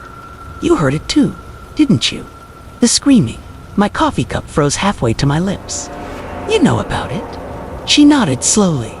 "It happens sometimes during heavy snowstorms on this stretch of highway. My grandmother worked here before me, and her mother before that. They always said this part of the road was built over an old wagon trail, one where a lot of people died during particularly harsh winters. Families trying to make it to the next settlement, caught in blizzards that lasted for days. I felt a chill that had nothing to do with the weather outside. And you think that's what I'm hearing? Some kind of echo from the past? I don't know what to think," she admitted. "But I do know that when drivers hear the screaming, it's usually best to wait until the storm passes before getting back on the road. Sometimes the sounds get so intense that people lose control of their vehicles. We've had accidents." I spent the next 3 hours at that truck stop, nursing coffee and watching the storm through the windows. Other drivers came and went, and I noticed that those who had just come off the highway looked shaken, their eyes holding the same haunted expression I suspected mine did. None of them stayed long enough to finish their meals. Around 5 a.m., the snow finally began to taper off. The clerk, whose name tag read Sarah, came over to my table as I prepared to leave. "The sounds usually stop once the storm passes," she said quietly. "But some drivers say they can still hear echoes of it for days afterward. In their dreams, mostly." I thanked her and walked back to my Peterbilt, boots crunching through 6 inches of fresh powder. The world looked clean and peaceful in the pre-dawn darkness, as if the storm had washed away whatever strangeness had plagued the highway. I fired up the engine and pulled back onto the interstate, grateful for the normal sound of snow compacting under my tires. But as I drove eastward, watching the sunrise paint the snow-covered landscape in shades of pink and gold, I couldn't shake the feeling that something had changed. In the quiet moments between gear shifts, when the engine's rumble faded to a whisper, I thought I could still hear them, faint but persistent, like a song that gets stuck in your head long after the music stops playing. The voices in the living span. From Marcus, the CB radio had been crackling with warnings about the Whistling Creek Bridge all evening. But you know how truckers can be with their ghost stories and road legends. I'd been hauling freight across these mountain highways for 15 years, and I'd heard every tale twice over. Still, as my Peterbilt climbed through the fog-wrapped curves of Highway 206, something about tonight felt different. The air itself seemed thicker, pressing against my windshield like fingers exploring glass. It was past midnight when I first caught sight of the bridge's amber warning lights, cutting through the mist ahead. Whistling Creek Bridge stretched nearly half a mile across the valley, a concrete and steel monument to engineering that had stood for 40 years without incident. The fog below made it impossible to see the creek itself, just an endless gray void that swallowed the bridge's lower supports. My headlights swept across the approach signs, their reflective surfaces throwing back brief, blinding flashes before settling into the familiar rhythm of the road. The engine's steady rumble had been my companion through 3 states. But as I approached the bridge's mouth, I noticed something odd. There was another rhythm beneath it, so subtle I almost dismissed it as imagination. A gentle, persistent pulse that seemed to rise from the roadway itself. I downshifted, letting the Jake brake slow my 40-ton load, and rolled down the window to listen. The mountain air carried the usual sounds of wind through steel cables and the distant whisper of water far below. But underneath it all was that rhythm, like a massive heart beating somewhere in the bridge's depths. The first few hundred feet seemed normal enough. My tires sang their familiar song against the expansion joints, and the guardrails flicked past in steady intervals. But as I reached the bridge's center span, the pulse grew stronger. I could feel it now through the steering wheel, through the seat, vibrating up from the roadway in waves that didn't match any construction I'd ever experienced. I eased off the accelerator, my speed dropping to barely 30 miles per hour as I tried to make sense of what I was feeling. That's when I noticed the cables. The massive suspension cables that held this bridge aloft were moving in ways that had nothing to do with wind. They swayed with the same rhythm I felt beneath my wheels, a slow, hypnotic dance that made my eyes water when I tried to follow their movement. The fog seemed to pulse with them, brightening and dimming like breath made visible. I reached for my CB radio, suddenly eager to hear another human voice, but the channel was dead silent except for a low static that matched the bridge's heartbeat. The temperature gauge on my dashboard showed nothing unusual, but I could feel heat rising from somewhere below the truck. Not the familiar warmth of an engine working hard, but something organic and unsettling. I pressed my palm against the side window and jerked it back immediately. The glass was warm, almost fevered, as if the entire bridge was running a temperature. My headlights began to flicker, not with the steady pulse of a dying battery, but in time with that relentless heartbeat that now seemed to come from everywhere at once. I was perhaps 3/4 across when I saw the first sign that this wasn't just unusual, it was impossible. The guardrail beside me was changing, its cold metallic gray taking on a flushed, pinkish hue that reminded me uncomfortably of flesh. I blinked hard, telling myself it was just the strange interplay of my headlights and the fog. But the color deepened as I watched. The vertical posts that supported the rail began to swell and contract rhythmically, like arteries carrying blood through some massive organism. The roadway beneath my wheels started to feel less like concrete and more like something alive and yielding. My truck swayed slightly with each pulse, as if I was driving across the chest of some sleeping giant. The painted lines that marked the lanes had taken on that same organic pink color, and they seemed to be flowing now, like veins carrying some vital fluid toward the bridge's far end. I pressed the accelerator, desperate to reach solid ground, but my engine responded sluggishly, as if the truck itself was being affected by whatever transformation was overtaking this place. The fog around me began to clear, and what I saw made my breath catch in my throat. The valley below wasn't empty darkness after all, but was filled with a vast, pulsing network of what looked like tissue and sinew. Massive arterial structures connected the bridge's supports to something enormous and alive that stretched beyond my vision in all directions. The bridge wasn't spanning the valley, I realized with growing horror. It was part of something much larger, something that had been hiding beneath the everyday appearance of steel and concrete. My radio suddenly exploded into life with a voice I didn't recognize, speaking words that made my skin crawl. It wasn't English, wasn't any language I'd ever heard, but somehow I understood its meaning. The bridge was hungry. It had been feeding slowly for years on the thousands of vehicles that crossed its span, drawing tiny amounts of life force from each passing traveler. But tonight was different. Tonight it was strong enough to reveal its true nature, and it wanted more than just a taste. The steering wheel in my hands was no longer cold metal and plastic, but something warm and disturbingly soft that seemed to pulse with its own circulation. My truck's interior began to take on that same fleshy appearance, the dashboard sprouting what looked like nerve endings that reached toward me with blind persistence. The CB radio continued its alien chatter, while my own voice seemed to stick in my throat like I was breathing something thicker than air. I could see the end of the bridge now, perhaps a 1/4 mile ahead, but it seemed to be moving further away, even as I drove toward it. The roadway had become unmistakably organic, a writhing surface that gripped my tires with each revolution. The fog around me pulsed brighter with each heartbeat, and I realized I was seeing something like bioluminescence. The bridge's living systems glowing with their own eerie light. My speedometer showed 40 miles per hour, then 30, then 20, as if the bridge's hunger was literally slowing me down. That's when I made a decision that probably saved my life.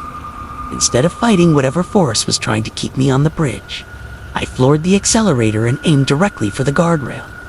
The impact sent a shudder through the entire structure, and for a moment the pulsing stopped completely. In that instant of stillness, I wrenched the wheel hard to the left and felt my trailer swing around as I fought to regain the roadway. The bridge's living system seemed to convulse with pain or anger, the lights flashing so brightly I was temporarily blinded. When my vision cleared, I was rolling onto solid asphalt on the far side of the bridge. My truck's systems returning to normal, so suddenly it was like waking from a fever dream. I didn't stop until I reached the next truck stop, 20 miles down the highway, where I sat in the parking lot with my engine idling, while I tried to process what had just happened. My hands were shaking too badly to hold my coffee cup steady, and every time I closed my eyes I could still feel that pulse, that terrible organic rhythm that had nothing to do with any bridge built by human hands. The strange thing is, when I called the state highway department the next morning to report what I'd experienced, they told me there was no Whistling Creek Bridge on Highway 26. According to their records, that section of road had been under construction for months, with a temporary detour in place. But I know what I drove across that night, and I know other drivers have felt it too, even if they won't admit it. The CB chatter still mentions strange sensations on that route, always late at night, always when the fog rolls in thick from the valley. I've taken other routes since then, adding hours to my trips rather than risk another encounter with whatever lives beneath that span. But sometimes, in the dead of night when I'm driving through unfamiliar territory, I feel that pulse again, faint but unmistakable, rising from the roadway beneath my wheels. It makes me wonder how many bridges are more than they appear to be, and whether that thing I crossed is still out there, still hungry, still waiting for the next driver who doesn't believe in ghost stories. The Furnace Road. From Marcus. The CB radio crackled with static as I guided my Peterbilt through the winding mountain pass, its 18 wheels gripping the black ice that had formed along Highway 12.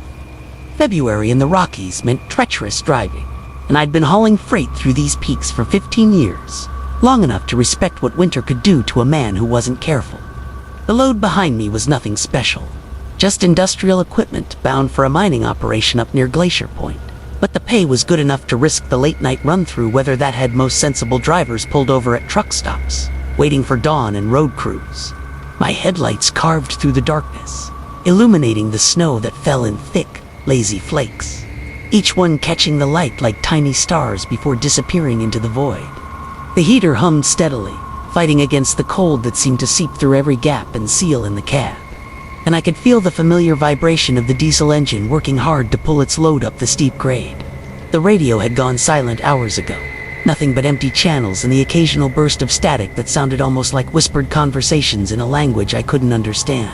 That's when I first noticed the glow ahead, a strange orange light that flickered between the trees like a campfire. Except there shouldn't have been any campers crazy enough to be out here in this weather. The light grew stronger as I rounded the next curve, and I could see it wasn't coming from the forest at all, but from something embedded in the massive wall of ice that formed the roadside cliff. The ice was thick here, maybe 20 feet of accumulated winter storms and frozen runoff that had built up over decades, creating a crystalline barrier that rose into the darkness above my headlights' reach. I downshifted and let the engine brake slow, the rig, my curiosity getting the better of my schedule as I pulled onto the narrow shoulder to get a better look. The orange glow pulsed from somewhere deep within the ice, not on the surface but buried maybe 10 feet inside that frozen wall. And as I sat there with the engine idling, I realized the light had a rhythm to it, like a heartbeat made of flame. The snow continued to fall around my truck, but where the light touched the ice from within, I could see steam rising in thin wisps, as if something warm was trying to melt its way out. I grabbed my heavy flashlight and stepped down from the cab, the cold hitting me like a physical blow that made my lungs ache with each breath. The ground was slick beneath my boots, and I had to move carefully as I approached the ice wall, my flashlight beam reflecting off its surface in 1,000 different directions. Up close, the orange glow was even more mesmerizing, and I could see that it wasn't just light but actual flame, somehow burning in the heart of that ancient ice without melting it, dancing and flickering like a fire in a glass cage. The flame seemed to notice my presence, its movements becoming more agitated, more desperate, as if it were trying to communicate something urgent. I pressed my gloved hand against the ice where the light was strongest, and even through the thick leather, I could feel warmth radiating outward, a heat that should have been impossible given the sub-zero temperatures. The ice was smooth under my palm, worn down by countless winter storms, but as I watched, hairline cracks began to appear around my hand, spreading outward like a spiderweb of light. That's when I heard the singing, a low melodic hum that seemed to come from the flames themselves, rising and falling with each pulse of light. It was beautiful and terrible at the same time, like a lullaby sung in reverse, and I found myself leaning closer to the ice, my breath fogging against its surface as I strained to make out the words that seemed to hover just beyond understanding. The cracks spread wider, and suddenly the ice beneath my hand gave way with a sound like breaking glass, creating a hole just large enough for me to reach through. The moment my bare skin touched the flame, visions flooded my mind. Images of this mountain as it had been decades ago, before the highway was built, when it was just wilderness and wildlife and the occasional trapper brave enough to venture into these heights. I saw a cabin buried somewhere beneath the ice, and a fireplace where someone had been burning something that wasn't wood, feeding the flames with books and papers and photographs that curled and blackened as they were consumed. The fire had been hungry, growing larger and stranger with each offering, until it no longer needed fuel to sustain itself, becoming something beyond natural flame. The visions showed me the avalanche that had buried the cabin, tons of snow and ice cascading down the mountainside to entomb everything, including the impossible fire that continued to burn in its frozen prison, waiting through winters and decades for someone to find it again. But the fire wasn't alone in its icy tomb, and as my connection to the flames deepened, I could sense other presences moving in the darkness beyond the light. Things that had been drawn to the heat and found themselves trapped in the same crystalline cage. I tried to pull my hand back, but the fire held me with threads of warmth that felt more like chains. And I realized that it wanted out, wanted to expand beyond its prison of ice and find new things to burn, new fuel to consume in its endless hunger. The cracks in the ice spread faster now, running in all directions like fractures in a windshield, and I could hear creaking sounds as the entire wall began to shift and buckle under some enormous internal pressure. My truck engine seemed very far away as I fought to break free from the fire's grip, its orange light growing brighter and more intense until I had to close my eyes against the glare. But even with my eyes shut, I could see the flames dancing behind my eyelids, and I knew that part of it was already inside me, burning in my blood like a fever that would never break. The ice wall groaned and cracked, centuries of frozen water beginning to surrender to heat that defied every natural law. With a final desperate effort, I yanked my hand free and stumbled backward toward my truck, leaving skin and probably flesh behind in that impossible hole. The entire ice wall was glowing now, shot through with veins of orange light that pulsed and writhed like living things, and I could feel the ground beneath my feet beginning to warm as whatever lay buried beneath prepared to emerge. Steam rose from the asphalt around my boots, and somewhere in the distance, I heard the sound of ice beginning to crack and fall. I reached the cab just as the entire mountain seemed to shudder. Throwing myself behind the wheel and jamming the transmission into gear without bothering to check mirrors or clear the windshield. The engine roared as I floored the accelerator, 18 wheels fighting for purchase on ice that was rapidly turning to slush beneath an impossible heat. In my mirrors, I could see the ice wall beginning to collapse, massive chunks falling to reveal the orange glow that burned at its heart, brighter now and spreading upward toward the snow-heavy clouds.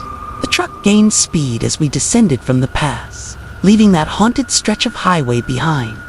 But I could still feel the fire's warmth in my veins, and when I looked at my injured hand in the dashboard lights, I could see a faint orange glow beneath the skin.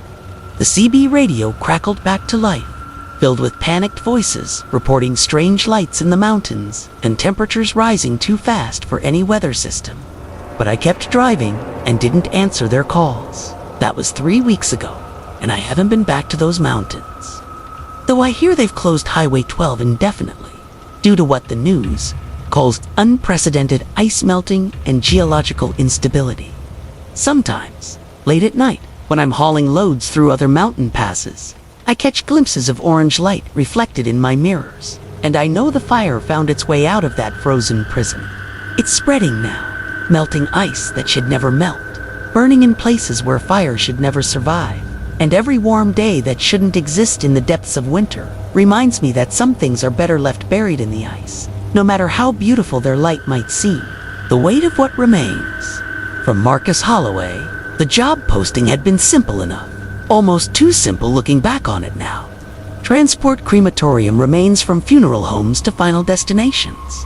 Clean work, they said. Respectful work. What they didn't mention was how heavy silence could become when you're hauling the weight of what used to be people. or how the darkness between small towns seems to press against your windshield like it's trying to get inside. I'd been driving freight for 15 years before I took this contract. Everything from livestock to lumber. But there was something different about this load. Maybe it was the way the funeral director in Millbrook had handled each urn with those white cotton gloves, placing them in specially designed compartments in my trailer like he was tucking children into bed. Or maybe it was how he'd whispered to each one before closing the doors. Words I couldn't quite make out, but that seemed to hang in the air long after he'd finished speaking. The route was straightforward. A 300-mile stretch through rural Pennsylvania to a new memorial garden outside of Harrisburg. The funeral home was closing after 60 years in business, and these were the unclaimed remains, the forgotten ones whose families had moved away or passed on themselves. Some of the urns dated back to the 1970s, their brass plates green with age, their contents representing lives that had somehow slipped through the cracks of memory. My Peterbilt hummed steadily as I pulled onto Route 15, the familiar vibration of the engine traveling up through my seat and into my bones. The autumn evening was crisp, with that peculiar clarity that comes just before winter settles in for good. I'd driven this stretch many times before, but tonight the road seemed different somehow, as if the yellow lines were pulling me forward into something I wasn't prepared for.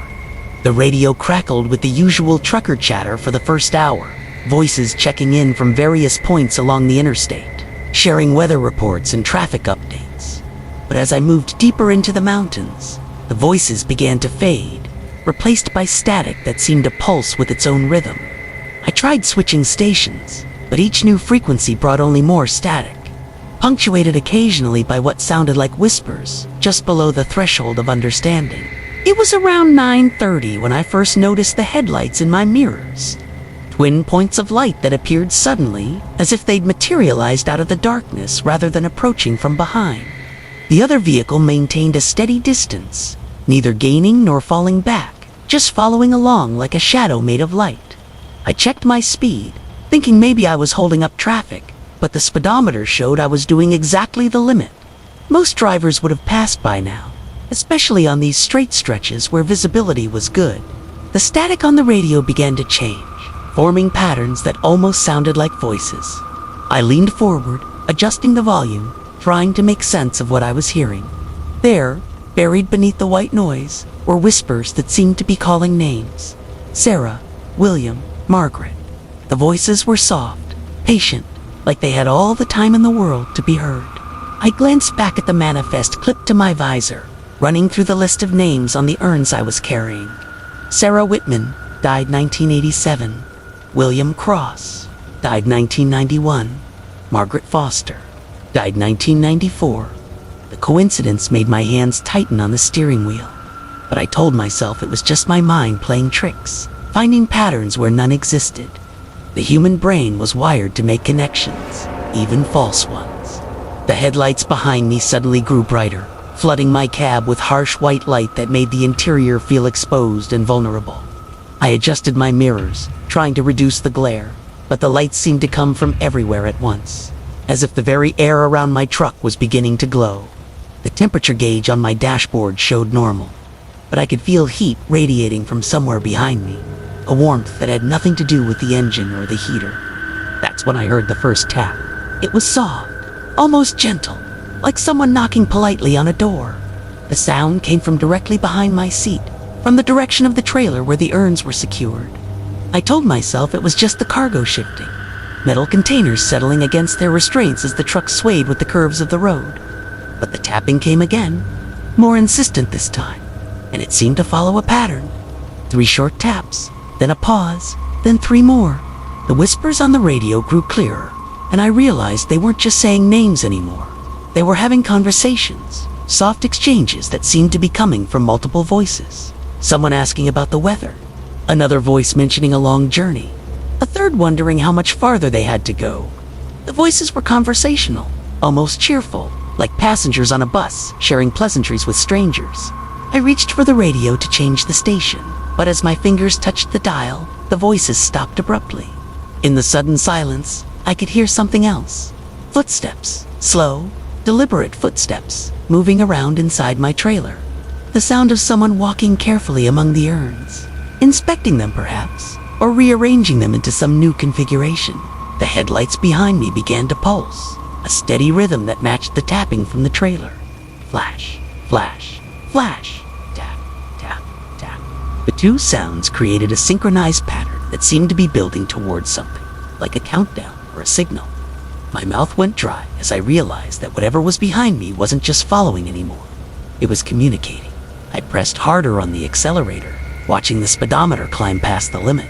But the headlights stayed with me, maintaining their exact distance, no matter how fast I drove. The pulsing grew faster, and the tapping from the trailer became more urgent, spreading from one point to multiple locations as if more people were joining in.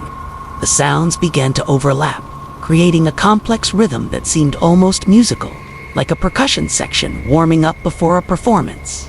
The radio crackled back to life, but this time the voices were clearer, more distinct. I could hear an elderly woman talking about her garden, describing tomatoes she'd grown decades ago. A man's voice joined in, mentioning a baseball game he'd attended as a child.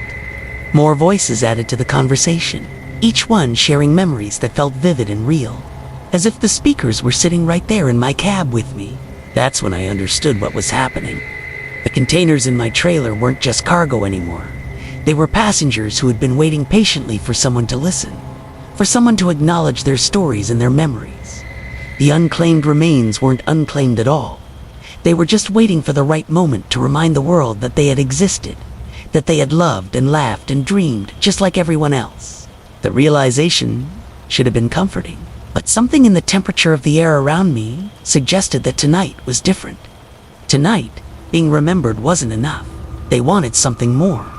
The tapping from the trailer stopped suddenly, replaced by a different sound, scraping, like fingernails dragging across metal, or perhaps like the lids of containers being slowly worked open.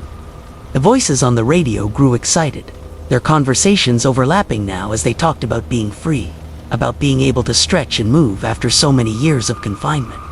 I could feel the truck becoming heavier, not just with physical weight, but with something else, some presence that made the air thick and hard to breathe.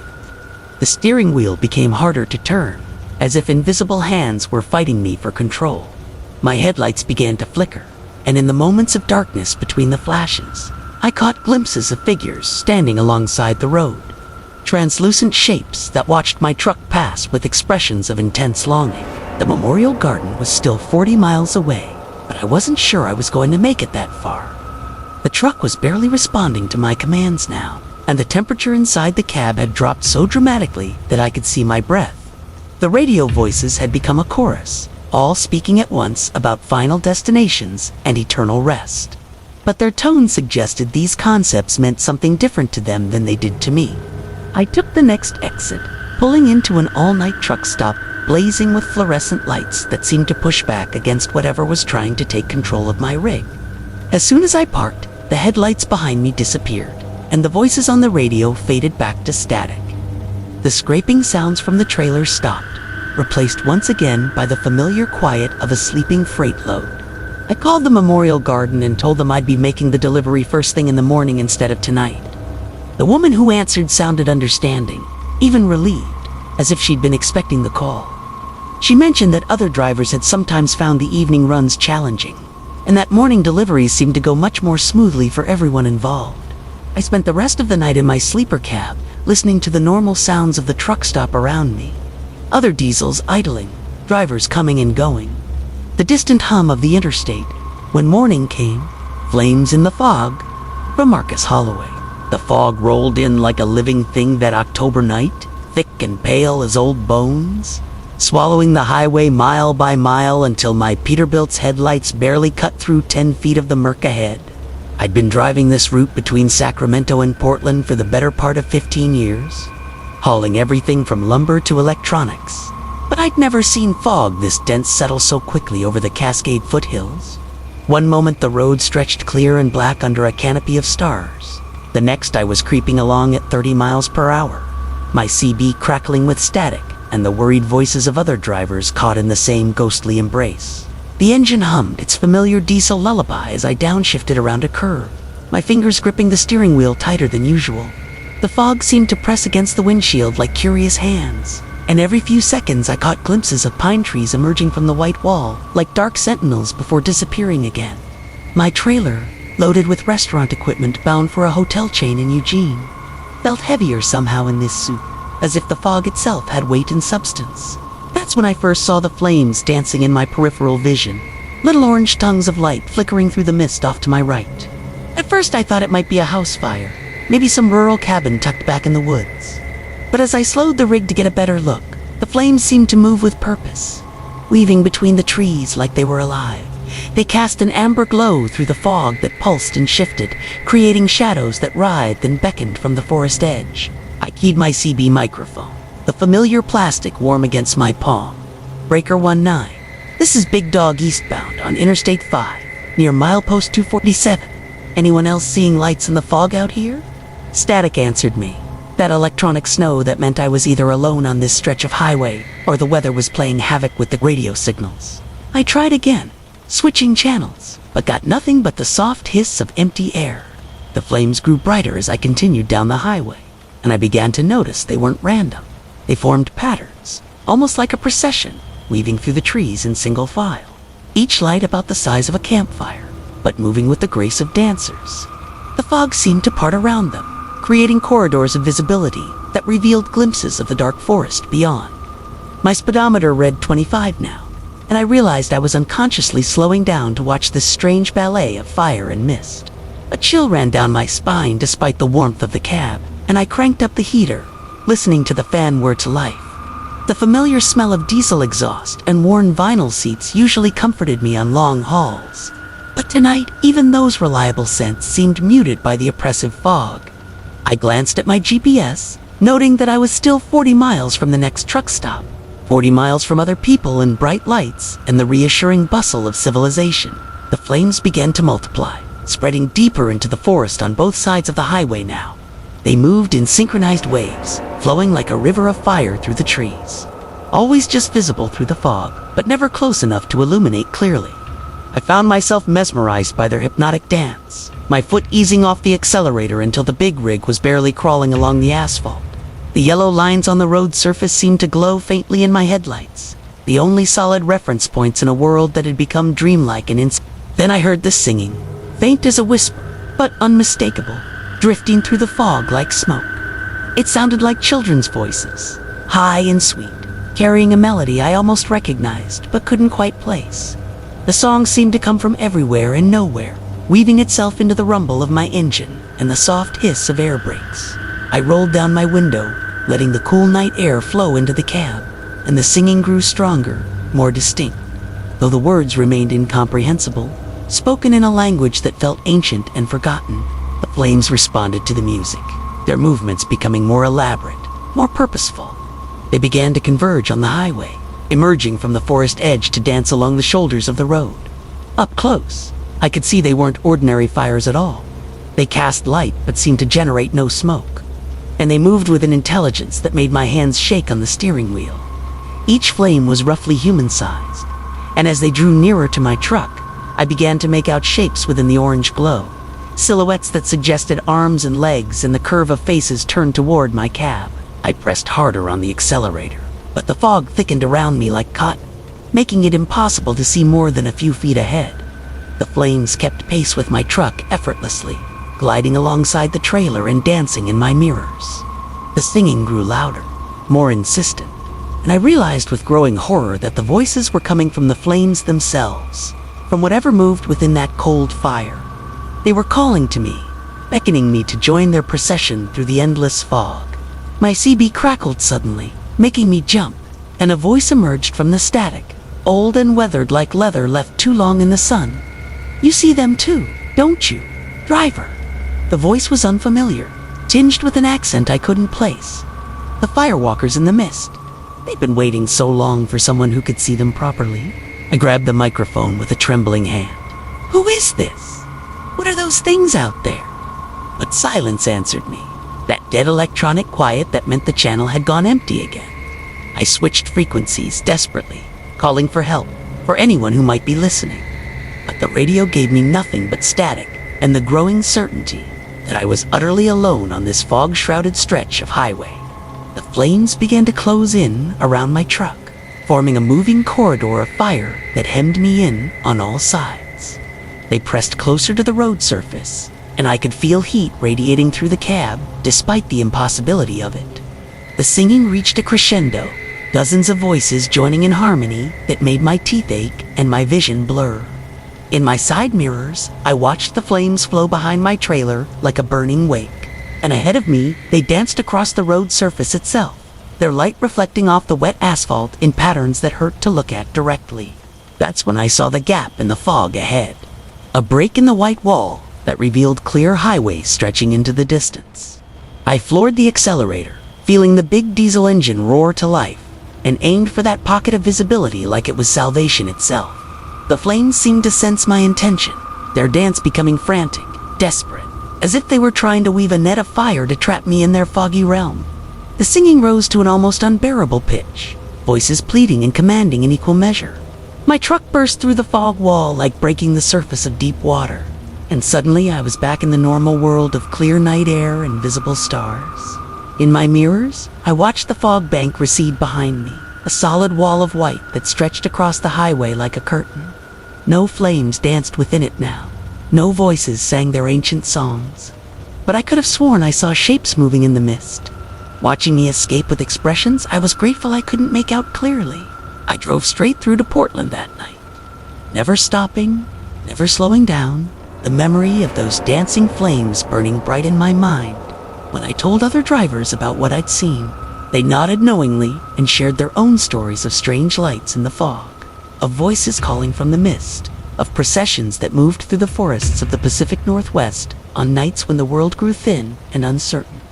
But none of them could tell me what the flame dancers wanted, or why they chose certain drivers to witness their eternal dance. Now, whenever I drive that stretch of highway and see fog rolling in from the mountains, I feel a chill that has nothing to do with the weather. Sometimes, just at the edge of my vision, I catch glimpses of orange light flickering through the mist, and I hear faint echoes of that otherworldly singing drifting on the night wind. Part of me wonders if I'll ever be brave enough, or foolish enough to slow down and listen to their song again, to discover what secrets those flames in the fog are so desperate to share. The final route, from Marcus Chen. I've been dispatching trucks for Midwest Freight Lines for 17 years, and tonight marks my last shift behind this cluttered desk in our dimly lit dispatch center. The fluorescent lights above me hum their familiar tune, casting everything in that sickly green glow I've grown so accustomed to. Rain patters against the single window to my left, streaking down the glass like tears on a weathered face. It's 3:15 in the morning, and I should be feeling nostalgic about leaving this place behind. But instead, there's something unsettling in the air tonight, something that makes my skin crawl every time I key the radio. The dispatch center sits on the edge of our main trucking depot, a sprawling maze of loading docks and maintenance bays that stretch out into the Nebraska darkness. During the day, this place buzzes with activity, but at night it becomes something else entirely. The shadows seem deeper, the echoes longer, and the silence between radio calls feels pregnant with possibility. I've always preferred the night shift, found comfort in the solitude and the rhythmic check-ins from our drivers scattered across the interstate highways. But tonight, something feels different. My radio crackles to life, breaking through the ambient hum of computers and air conditioning. Dispatch, this is Big Mike in Unit 749 eastbound on I-80 near Grand Island. Mike's voice sounds tired but steady. Exactly what I'd expect from a driver who's been hauling freight for 2 decades. I lean forward and key my microphone, feeling the familiar weight of it in my palm. Copy that, Mike. You're making good time. How's the weather treating you out there? The words flow automatically after years of practice, but I find myself listening more intently than usual to the response. There's something about the quality of the silence between transmissions that feels heavier tonight, as if the darkness itself is pressing against our fragile radio signals. Rain's picking up pretty good, Marcus. Visibility's getting sketchy. Might need to find a place to park it for a few hours if this keeps up. Mike's voice fades slightly as he speaks, and I have to adjust the squelch to clear up the static. Through my window, I can see the rain intensifying, turning from a gentle patter to a steady drumming against the glass. I'm about to respond when another voice cuts through the channel. unfamiliar, and somehow urgent despite its calm tone. Dispatch, this is Unit 427, requesting immediate route guidance. The voice is crisp, professional, but there's something underneath it that makes the hair on my arms stand up. I flip through my logbook, scanning for Unit 427, but I can't find any record of that truck being on the road tonight. Unit 427, please state your current location and destination. I respond, keeping my voice steady, even as confusion creeps into my thoughts. Our fleet isn't that large, and after 17 years, I know every truck number by heart. 427 should be in the shop with transmission problems, has been for the past 3 weeks. Currently northbound on Highway 83, approximately 15 miles south of McCook, requesting guidance to final destination. The voice comes back immediately. No delay, no static. Clearer than any radio transmission has a right to be in this weather. Something cold settles in my stomach as I realize I have no record of any scheduled runs on Highway 83 tonight. I pull up our GPS tracking system on my computer, the blue glow of the screen casting new shadows across my desk. According to the system, Unit 427 is indeed sitting in Bay 12 of our maintenance facility, marked as out of service. Yet here's someone claiming to be driving it through the Nebraska backroads in the middle of a rainstorm. The logical explanation is that someone made an error, that the GPS hasn't updated, or the maintenance records are wrong. But something deeper in my mind whispers that logic might not apply tonight. 427, I need you to confirm your driver identification and manifest number, I say into the microphone, following protocol even as my hands begin to shake slightly.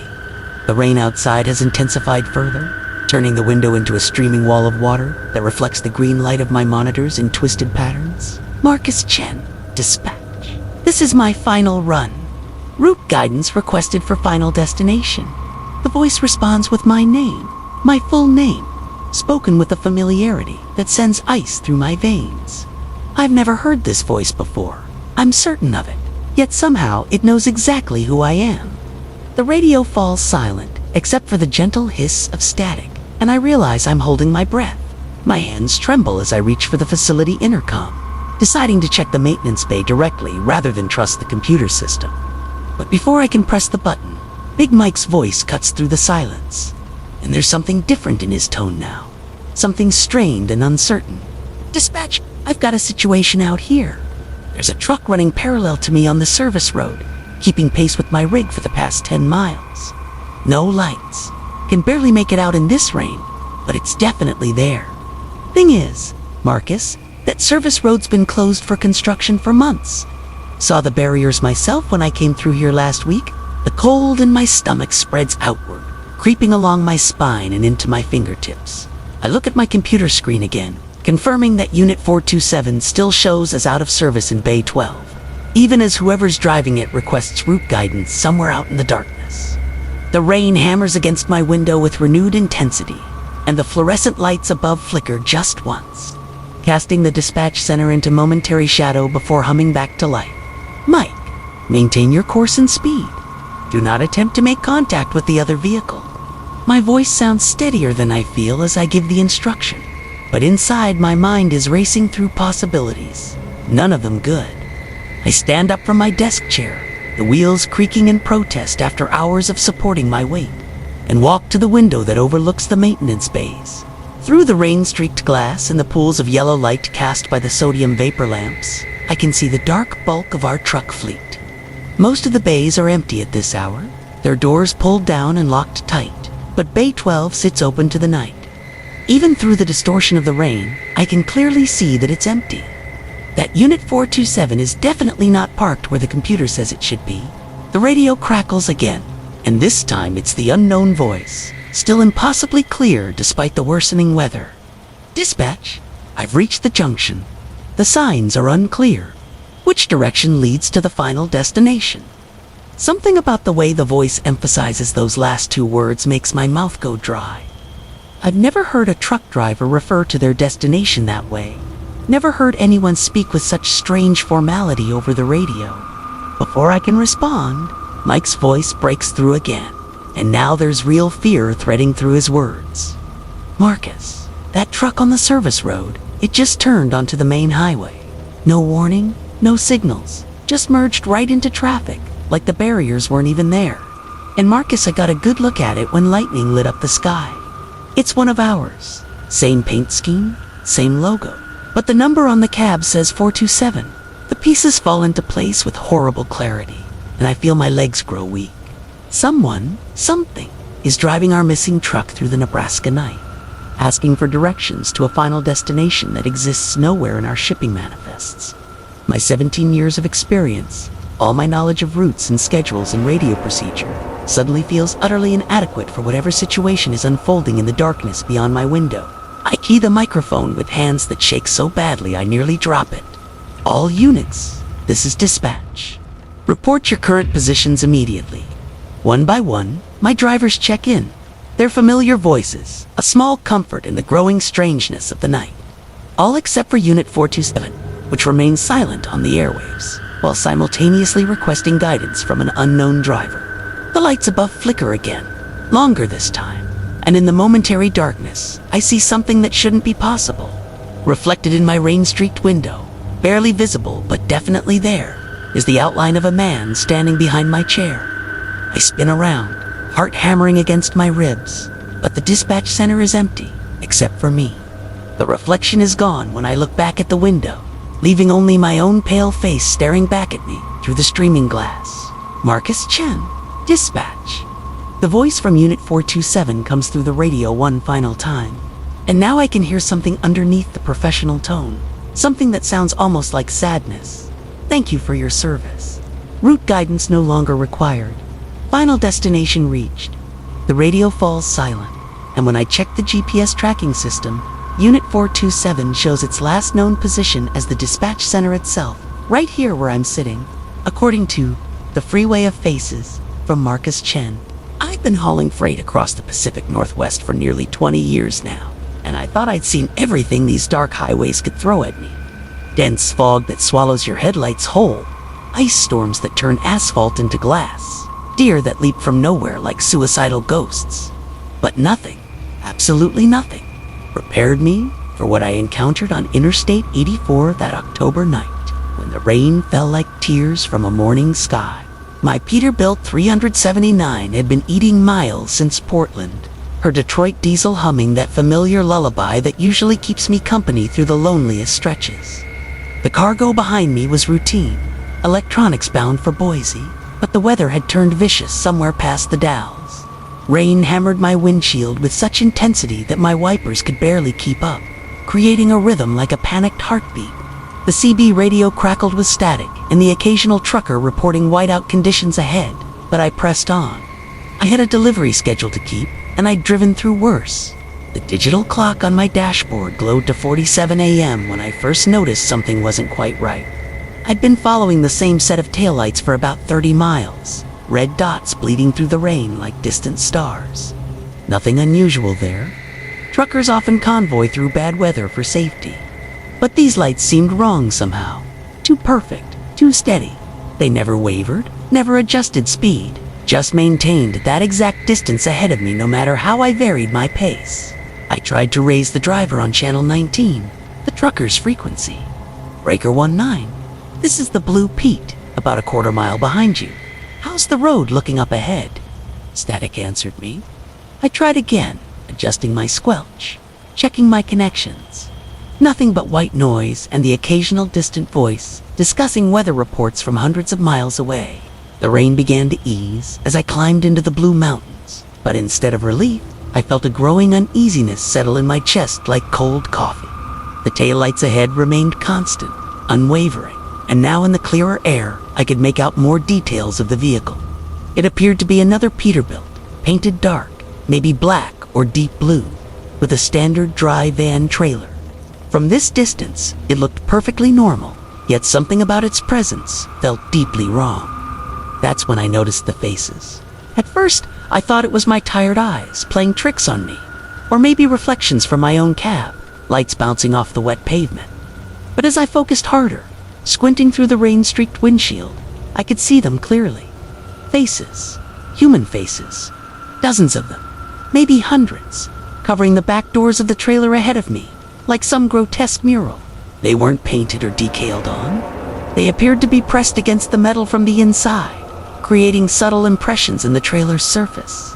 Men, women, children, all ages, all expressions frozen in what looked like silent screams or desperate pleas. Their features were distorted, stretched, as if the metal itself was some kind of membrane they were trying to push through. My hands tightened on the steering wheel until my knuckles went white. The reasonable part of my brain scrambled for explanations. Optical illusion, fatigue hallucination, some kind of artistic trailer wrap that looked strange in these lighting conditions. But even as I tried to rationalize what I was seeing, more faces appeared, pushing through the metal surface like swimmers coming up for air they would never reach. I backed off the throttle, letting the distance between us increase. The faces seemed to track my movement, turning to follow my headlights. Some appeared to be mouthing words I couldn't hear over the diesel's rumble and the drumming rain. Others simply stared with hollow, desperate eyes that reflected my lights like coins at the bottom of a dark well. The CB crackled to life with a voice so clear it made me jump. "You seeing them too, driver?" The voice was calm, almost conversational, but there was something underneath it that made my skin crawl. They'd been with me for a long, long time, always looking for someone new to join them. I grabbed the microphone with shaking hands. "Who is this? What are those things on your trailer?" A low chuckle came through the speaker, like gravel shifting in a cemetery. "Things? Oh no, friend. Those aren't things. Those are passengers. Folks who couldn't find their way off the highway. Drivers who pushed too hard, stayed out too long, forgot where the road ends and eternity begins." The faces were moving now, more actively, pressing harder against the metal. I could see the trailer walls actually bulging outward in places, as if barely containing the pressure from within. Some of the faces had their mouths open wide, and I imagined I could hear their screams even over the engine noise, though that might have been the wind whistling through my cab's weather stripping. "Let me guess," the voice continued. "You've been driving all night, tired, pushing through whether you probably should have waited out. Making good time, though. The good drivers always do, right up until they don't." Another chuckle, colder this time. The highway has a way of collecting the dedicated ones. We appreciate commitment. I tried to change lanes, to pass this nightmare truck and leave it behind, but every time I signaled and started to move, the other vehicle would drift over, blocking me. When I slowed down, it slowed down. When I sped up, it matched my pace perfectly. The faces continued to multiply, covering not just the trailer doors now, but spreading up the sides. Hundreds of them, thousands maybe, all pressed against the metal like butterflies pinned to a board. "Where are you trying to go, driver?"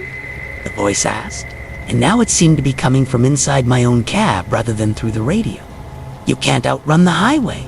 It goes everywhere, connects everything, and we're part of it now, part of the eternal route that never ends." The temperature in my cab began to drop, my breath starting to fog. Despite the heater running full blast, ice began forming at the corners of my windows, spreading inward in delicate fractal patterns that looked disturbingly like reaching fingers. The faces on the trailer ahead were becoming more animated, more urgent, and I could see that some of them were wearing familiar trucker caps, flannel shirts, the clothes of drivers like myself. "Pull over," the voice suggested, almost kindly. "Just for a moment. Stretch your legs. Check your load. The faces would love to meet you properly. They get lonely, you know. Nothing but endless road and the sound of tires on asphalt. They'd welcome some fresh company." But something in me rebelled against that suggestion. Maybe it was 20 years of road experience, or maybe it was pure stubborn terror. But instead of pulling over, I downshifted and floored the accelerator. My Detroit diesel roared in response, black smoke pouring from the stacks as I pushed every horse out of her. The speedometer climbed past 80, past 90, the truck shuddering with the strain. For a moment, the other vehicle kept pace, and the faces on the trailer turned angry, their mouths opening wider, their eyes blazing with reflected light. Then, gradually, it began to fall behind. The voice on the radio became fainter, more distant, breaking up into static. "You can't run forever, driver. The highway always calls you back. We'll be here when it does." I kept the pedal down for 10 more miles, my heart hammering against my ribs, sweat pouring down my face despite the cold. When I finally dared to check my mirrors, the road behind me was empty. just wet asphalt disappearing into darkness. I eased off the throttle and tried to steady my breathing, telling myself I'd had some kind of episode, a hallucination brought on by fatigue and stress. But when I reached the next truck stop, a bright oasis of fluorescent light and diesel fumes, I pulled in and did a complete walk-around of my trailer. Everything looked normal, secure, properly latched. I went inside for coffee and tried to chat with other drivers, but they all seemed distant, distracted, as if they were listening to something I couldn't hear. That was 3 months ago. I've driven I-80 for dozens of times since then, always during daylight hours, never alone at night. I tell myself it was just a trick of tired eyes, weather conditions, maybe some kind of optical illusion created by highway reflectors and rain. But sometimes, in my mirrors just after sunset, I catch glimpses of faces in the chrome, watching, waiting, and lately, I've been noticing that the other drivers at truck stops look at me strangely, as if they can see something I can't yet. Something wrong with my trailer, maybe. Something pressed against the metal from inside, trying to get out. The highway calls to all of us eventually, they say. I just hope when the frequency of fear, from Marcus. The thing about driving an 18-wheeler through the Nevada desert at 3 in the morning is that silence becomes your closest companion, wrapping around you like a worn blanket that's seen too many miles. My Peterbilt 379's engine hummed its familiar lullaby, a deep bass note that had carried me across this country more times than I could count. But tonight, something was different. Tonight, there was another sound threading itself through the mechanical symphony of my truck, a sound that seemed to exist just at the edge of my hearing, like a radio station bleeding through static from somewhere impossibly far away. I'd been hauling refrigerated goods from Los Angeles to Denver for the better part of 15 years, and this particular stretch of Highway 95 had become as familiar to me as my own heartbeat. The road stretched ahead like a black ribbon under the pale moonlight, bordered by Joshua trees that stood like twisted sentinels in the darkness. My CB radio crackled occasionally with the distant chatter of other drivers, their voices offering comfort in the vast emptiness that surrounded me. But underneath it all, barely perceptible, was that other sound, that frequency that seemed to exist only for me. At first, I thought it might be interference from one of the many military installations scattered across this part of Nevada.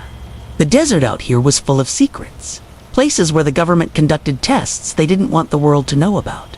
Radio waves could do strange things in this environment, bouncing off the atmosphere and creating phantom signals that existed only in the space between stations. I reached over and adjusted my radio dial, searching for the source of the sound, but as I turned the knob, the frequency remained constant, unchanged by my attempts to isolate or eliminate it. The sound was rhythmic, almost musical, like a heartbeat mixed with whispered words in a language I couldn't quite understand. It pulsed in time with something deep and primal, and as I listened more carefully, I began to realize that it wasn't coming from my radio at all. The CB was silent now, the last trucker having signed off miles ago, but the sound persisted, seeming to emanate from the very air around me. I rolled down my window, thinking perhaps it was coming from outside, but the desert wind that rushed in carried only the usual sounds of the night, the distant cry of a coyote and the whisper of sand across asphalt. Miles passed beneath my wheels, and the sound grew more distinct, more insistent. It was definitely a voice now, or perhaps multiple voices, speaking in unison in that strange, lilting language that seemed to dance just beyond the boundaries of comprehension. The rhythm matched the beating of my own heart, and I found myself unconsciously synchronizing my breathing to its cadence. There was something hypnotic about it, something that made the endless desert road seem less lonely and more alive with possibility. I passed a way station, closed and dark at this hour, its empty parking lot illuminated by a single sodium light that cast everything in an amber glow. For just a moment, as the light swept across my windshield, I thought I saw shapes moving in the shadows between the buildings, tall figures that seemed to be swaying in time with the mysterious frequency only I could hear. But when I slowed and looked back in my mirrors, there was nothing there but empty pavement and the geometric shadows cast by chain link fence and concrete barriers. The voices in that impossible frequency seemed to be growing stronger, more urgent, and I began to make out individual words, though they were in no language I recognized. They spoke in harmonies that rose and fell like ocean waves, creating patterns of sound that seemed to tell a story, though I couldn't understand what tale they were trying to convey. My hands gripped the steering wheel more tightly as I realized that I was no longer alone in my cab, that somehow these voices had found their way inside, filling the space around me with their ethereal presence. As I crested a small hill, the lights of a truck stop appeared in the distance, a beacon of normalcy in the strange night I was experiencing. I decided to pull over, to stretch my legs and maybe talk to another driver, to ground myself in the familiar world of diesel fuel and black coffee, and conversations about road conditions and delivery schedules. Perhaps if I got out of the truck, away from whatever was causing me to hear these phantom voices, I could clear my head and return to the simple, mechanical reality of moving cargo across the American landscape. But as I downshifted and began to slow for the exit ramp, the voices suddenly became clear, speaking in perfect English with an urgency that made my blood run cold. They were warning me, telling me not to stop, not to leave the safety of the highway. "Keep driving," they whispered in unison, their words overlapping like an otherworldly chorus. "Don't stop here. They're waiting." The rhythm that had been so hypnotic moments before now pounded in my ears like an alarm, and I felt a chill that had nothing to do with the desert night air. I looked ahead at the truck stop, and in the harsh fluorescent lighting that illuminated the parking area, I could see that something was wrong. The place was too quiet, too still. There were several trucks parked in the lot, their running lights glowing like eyes in the darkness, but I couldn't see any drivers moving around. No signs of the usual activity that marked these waypoints in the trucker's journey. The building itself seemed somehow off, its proportions slightly wrong, as if it had been built by someone who had heard descriptions of truck stops, but had never actually seen one. The voices continued their warning, growing more frantic as I approached the decision point where I would either take the exit or continue down the highway. "They've been waiting for someone like you," the frequency told me, the words now coming so clearly that they might have been spoken by someone sitting in the passenger seat beside me. "Someone who can hear us, someone who can be warned." I felt my foot ease off the brake, and almost without conscious decision, I found myself staying in the right lane, passing by the exit, and continuing into the darkness beyond. As my truck rolled past the off-ramp, I glanced in my side mirror and saw figures emerging from the truck stop building, tall and indistinct in the sodium lighting, moving with a purpose that sent shivers down my spine. They seemed to be looking up at the highway, tracking my movement as I disappeared into the night. One of them raised what might have been an arm, pointing in my direction, and I pressed harder on the accelerator, eager to put distance between myself and whatever waited in that quiet place. The voices on my personal frequency began to fade as the miles accumulated behind me, their urgent warnings dissolving back into the whispered harmonies that had first caught my attention. But now the sound carried a different quality, a sense of satisfaction perhaps, or maybe gratitude. They had used me as much as they had helped me, I realized, needing someone who could hear their warning to avoid whatever trap had been laid at that truck stop. We had formed a partnership of sorts, these phantom voices and I, each serving the other's purpose in ways I was only beginning to understand. Dawn was still hours away when I finally reached the Utah border, and the mysterious frequency had settled into a barely perceptible background hum, like the memory of a song you can't quite recall. I never did figure out where those voices came from or why I was the only one who could hear them, but I knew they had saved me from something that night, something that waited in places that looked normal but felt wrong, something that fed on travelers who stopped where they shouldn't. Even now, months later, as I drive this same route, I still hear them sometimes, that chorus of protectors speaking on a wavelength that exists only for me. They're quieter now, more distant, but they're still there, keeping watch over the miles and the darkness, making sure that those of us who can hear their warnings make it safely through the night. And sometimes, when I pass that same exit where the false truck stop waited, I can hear them singing a lullaby for the road that only I will ever know. The multiplication lot from Marcus. The steady rumble of my Peterbilt's diesel engine had been my companion for the last 14 hours as I hauled a load of agricultural equipment across the Nebraska plains. The dashboard clock glowed a pale green 11:47 p.m. when I spotted the truck stop's neon sign cutting through the darkness ahead, its pink and blue letters spelling out Rainbow Rest, in that familiar roadside cursive that promised hot coffee and clean restrooms. My back ached from the long haul, and my eyes felt heavy despite the thermos of black coffee I'd been nursing since Grand Island. The off-ramp curved gently downward, leading me past a cluster of weathered billboards advertising everything from tire retreads to adult bookstores. A light drizzle had started an hour back, just enough to make the asphalt gleam under the sodium vapor lights, but not heavy enough to require the wipers on full speed. The intermittent swish of the blades created a rhythmic counterpoint to the engine's deep thrumming as I downshifted and guided my rig toward the truck stop's sprawling parking lot. What struck me first was how full the lot appeared to be.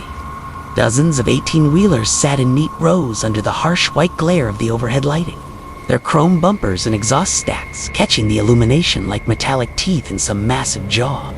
It was unusual to see this many trucks at a relatively small stop so late on a Tuesday night.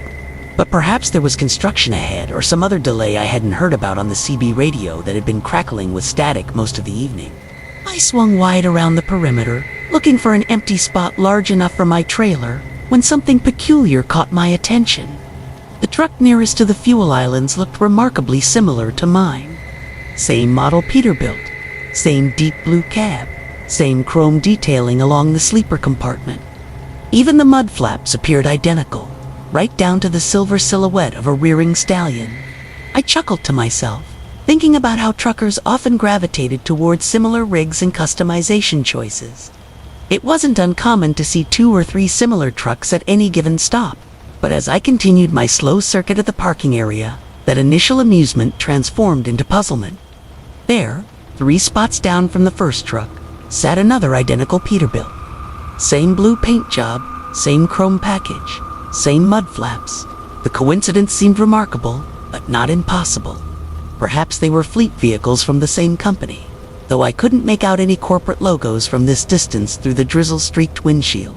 My confusion deepened as I spotted a 4th matching truck, then a 5th, each one positioned perfectly within the painted lines, each one showing the same subtle wear patterns on the front bumper, the same small dent in the left fender that my own rig had acquired during a tight backing maneuver in Omaha 3 months prior.